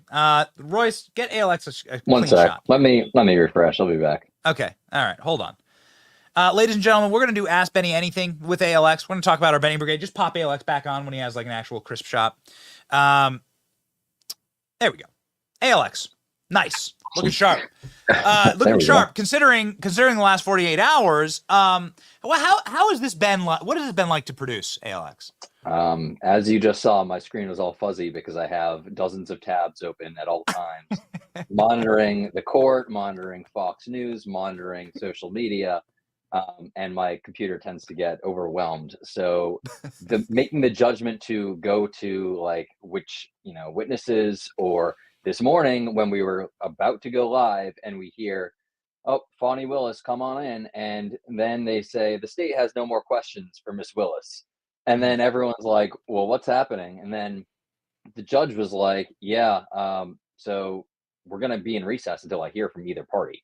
And we're like, what is the judgment call here, to go live or what? So, obviously we just covered all of yesterday, which was entertaining. And then we got the nice little surprise with Fani's father, who initially said wasn't going to be testifying today, and then surprised everyone from left field. And apparently he was in the middle of filming a movie or something. And he's like, they asked me to come here. I was in the middle of filming my movie.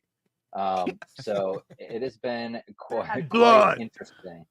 Will you go see Bad Blood? Will you be one of the first guys to buy tickets for Bad Blood? I will. I was hearing so much about this guy, about how he's a Black Panther, and I was pleasantly surprised by how hilarious this guy is. So I want to see what kind of movie he produces, if it involves magnifying glasses and murdering ants or whatever. Do you think he's low key based? He's like, I like listening to conservative radio. Do you think he's based? That really surprised me. I don't know if it's, one of those types of things where, say, like in Chicago, we're seeing all of those people who are going to disrupt the DNC convention and all of that. I don't know if he's one of those types of guys, or what's going on there with a daughter like Fani Willis, who's prosecuting Donald Trump. And he's like, yeah, I listen to conservative talk shows. And it's like, okay, that's quite interesting as a Black Panther as well.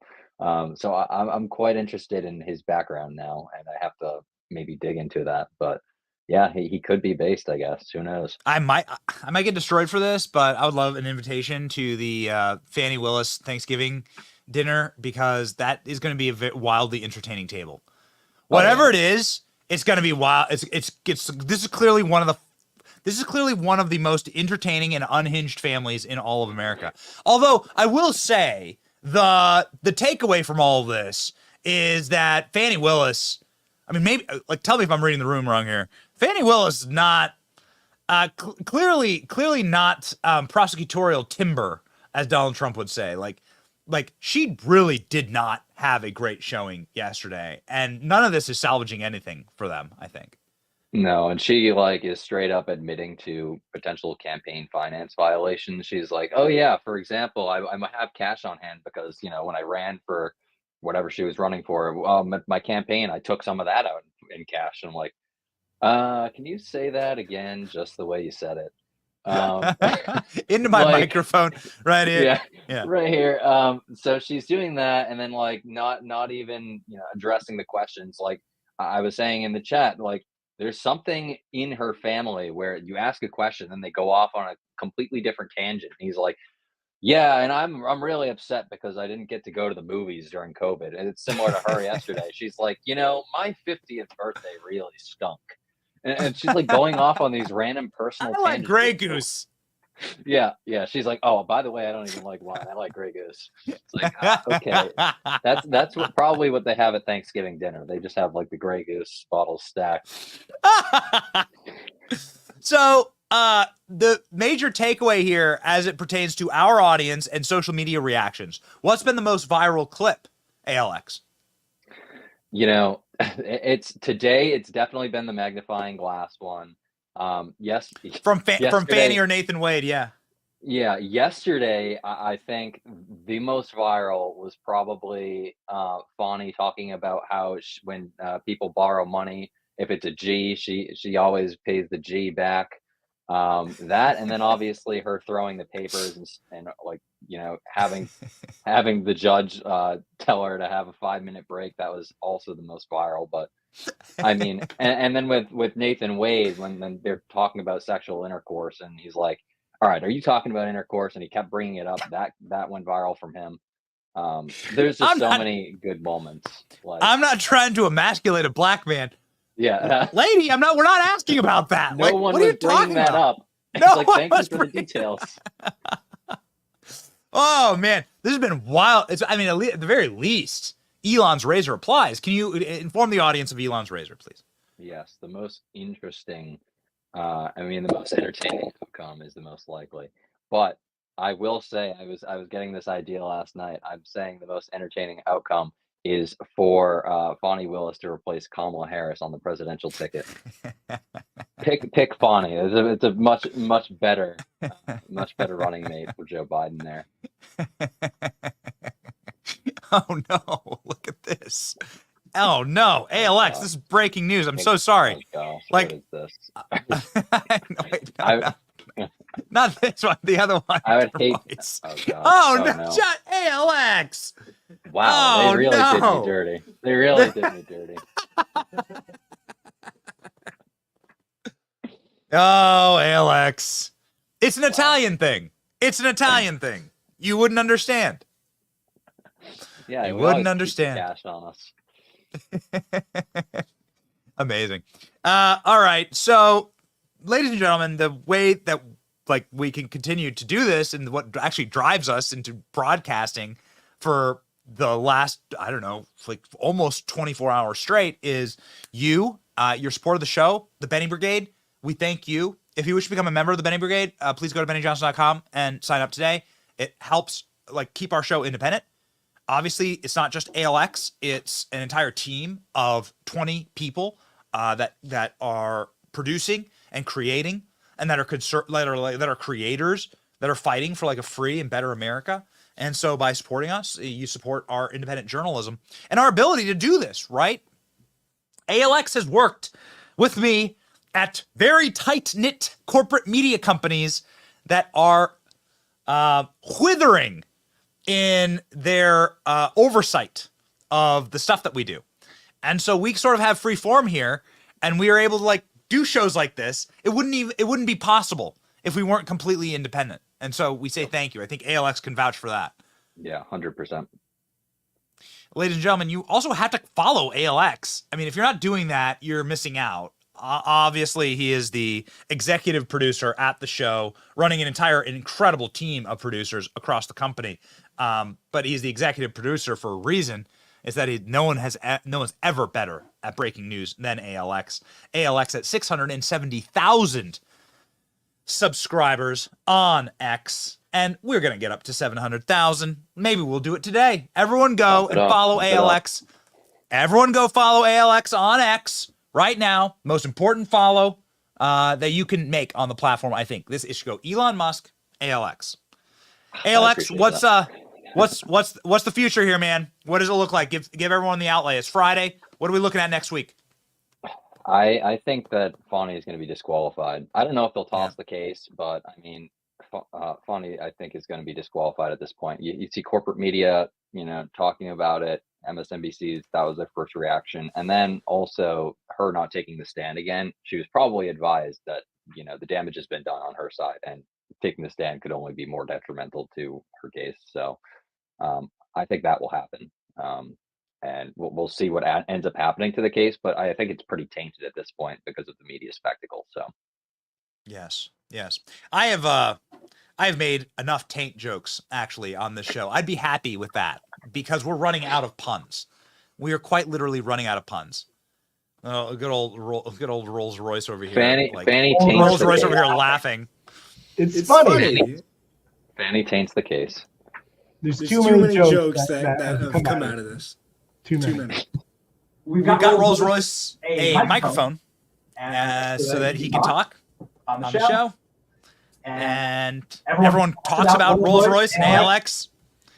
Let's just show everybody here. I'm the unseen person on the show. And say thank you. Also, I want everybody to wish Rolls Royce a happy birthday. It is Rolls Royce's birthday. It's his bar mitzvah. He's 13 today.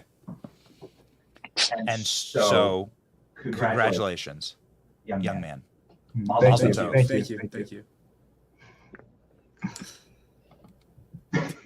Okay, well, there you go. Rolls Royce, the real person. The real person. And we're all probably happy to be done live streaming this, at least for the moment. Ladies and gentlemen, it has been wildly entertaining, and it's been a lot of fun. We just want to say thank you. Obviously, your support and you're watching the channel. We've hit records this week, another week of hitting like massive records. And it's all because of you. We do the show because of you. And we would never, ever leave the show without obviously leaving you with our verse of the day. Got two good, solid young Christian men on screen right now. We'll do our verse of the day, ladies and gentlemen, right now. Isaiah 54. In righteousness you shall be established. You shall be far from oppression. You shall not fear. And from terror, for it shall be not come near you. Let me try that again. We've been on for a while. You shall be far from oppression, for you shall not fear, and you shall be far from terror, for it shall not come to you. Missed a word there, ladies and gentlemen. Make sure you get your scriptures correct. Ladies and gentlemen, there's been a lot of people who haven't come correct over the last 48 hours, but we have been out here for you. We say thank you, all of us, at the Benny Show. There's a bunch of people unseen here. Jerry's obviously been ripping memes, back in the background.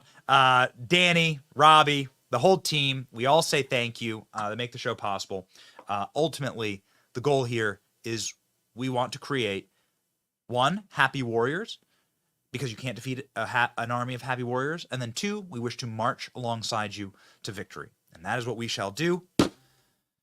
It's your boy Benny, along with our entire team here. Have an excellent weekend. I think we have a couple questions for you, actually, that we were promised. Couple questions. Yes, Ask Benny questions. Uh-oh. If you'd like to take those really quick. All right, okay. We'll do one question. Here we go. What's the question? Carol Walker Stone. How long did you and Nurse Kate date before you were engaged? Blessings. Oh, okay. My apologies. The Benny Brigade questions are a new thing. Royce jumping in and interrupting me. Okay. We dated, how long did we date before we were engaged? 3 years. 3 years. We met. I moved away from DC. We got back together. And, like, what's the right way to say this? Like, I'm kind of glad that, frankly, we really like got to know each other before getting married. It's like, I think obviously the most important decision you can ever make in your life. I advise obviously all young men that this is the most important thing. Everyone's path is different, but this is the most important decision you can ever make with your entire life. Christ says, that the church is his bride for a reason. Like, marriage is used as a metaphor for a reason in the scriptures, because it is the most important decision. It is the foundation of the rest of it. Should be the foundation of your life. We've talked a lot about Fani Willis and home wrecking, and that is considered evil for a reason. Breaking up a marriage is a sin. It is evil. It is demonstrably wrong. And much like our relationship with Christ, I couldn't imagine my life without my wife. And so that is the cornerstone. That is what we build upon, that relationship. And we march forward. So that's how long Nurse Kate and I dated. And I think that is am I good now, Royce? Sure. Okay. Yeah, that's good. Thank you. Just had to get a brigade question. Had to do it for the brigade. We love the brigade. We love all of you. We say thank you and have a blessed weekend in this, the greatest country on earth. Keep your foundations right. Build your house not upon the sand. Build your house on firm, solid foundations, and the truth shall set you free. Have a great weekend. From the entire team here at The Benny Show, see ya.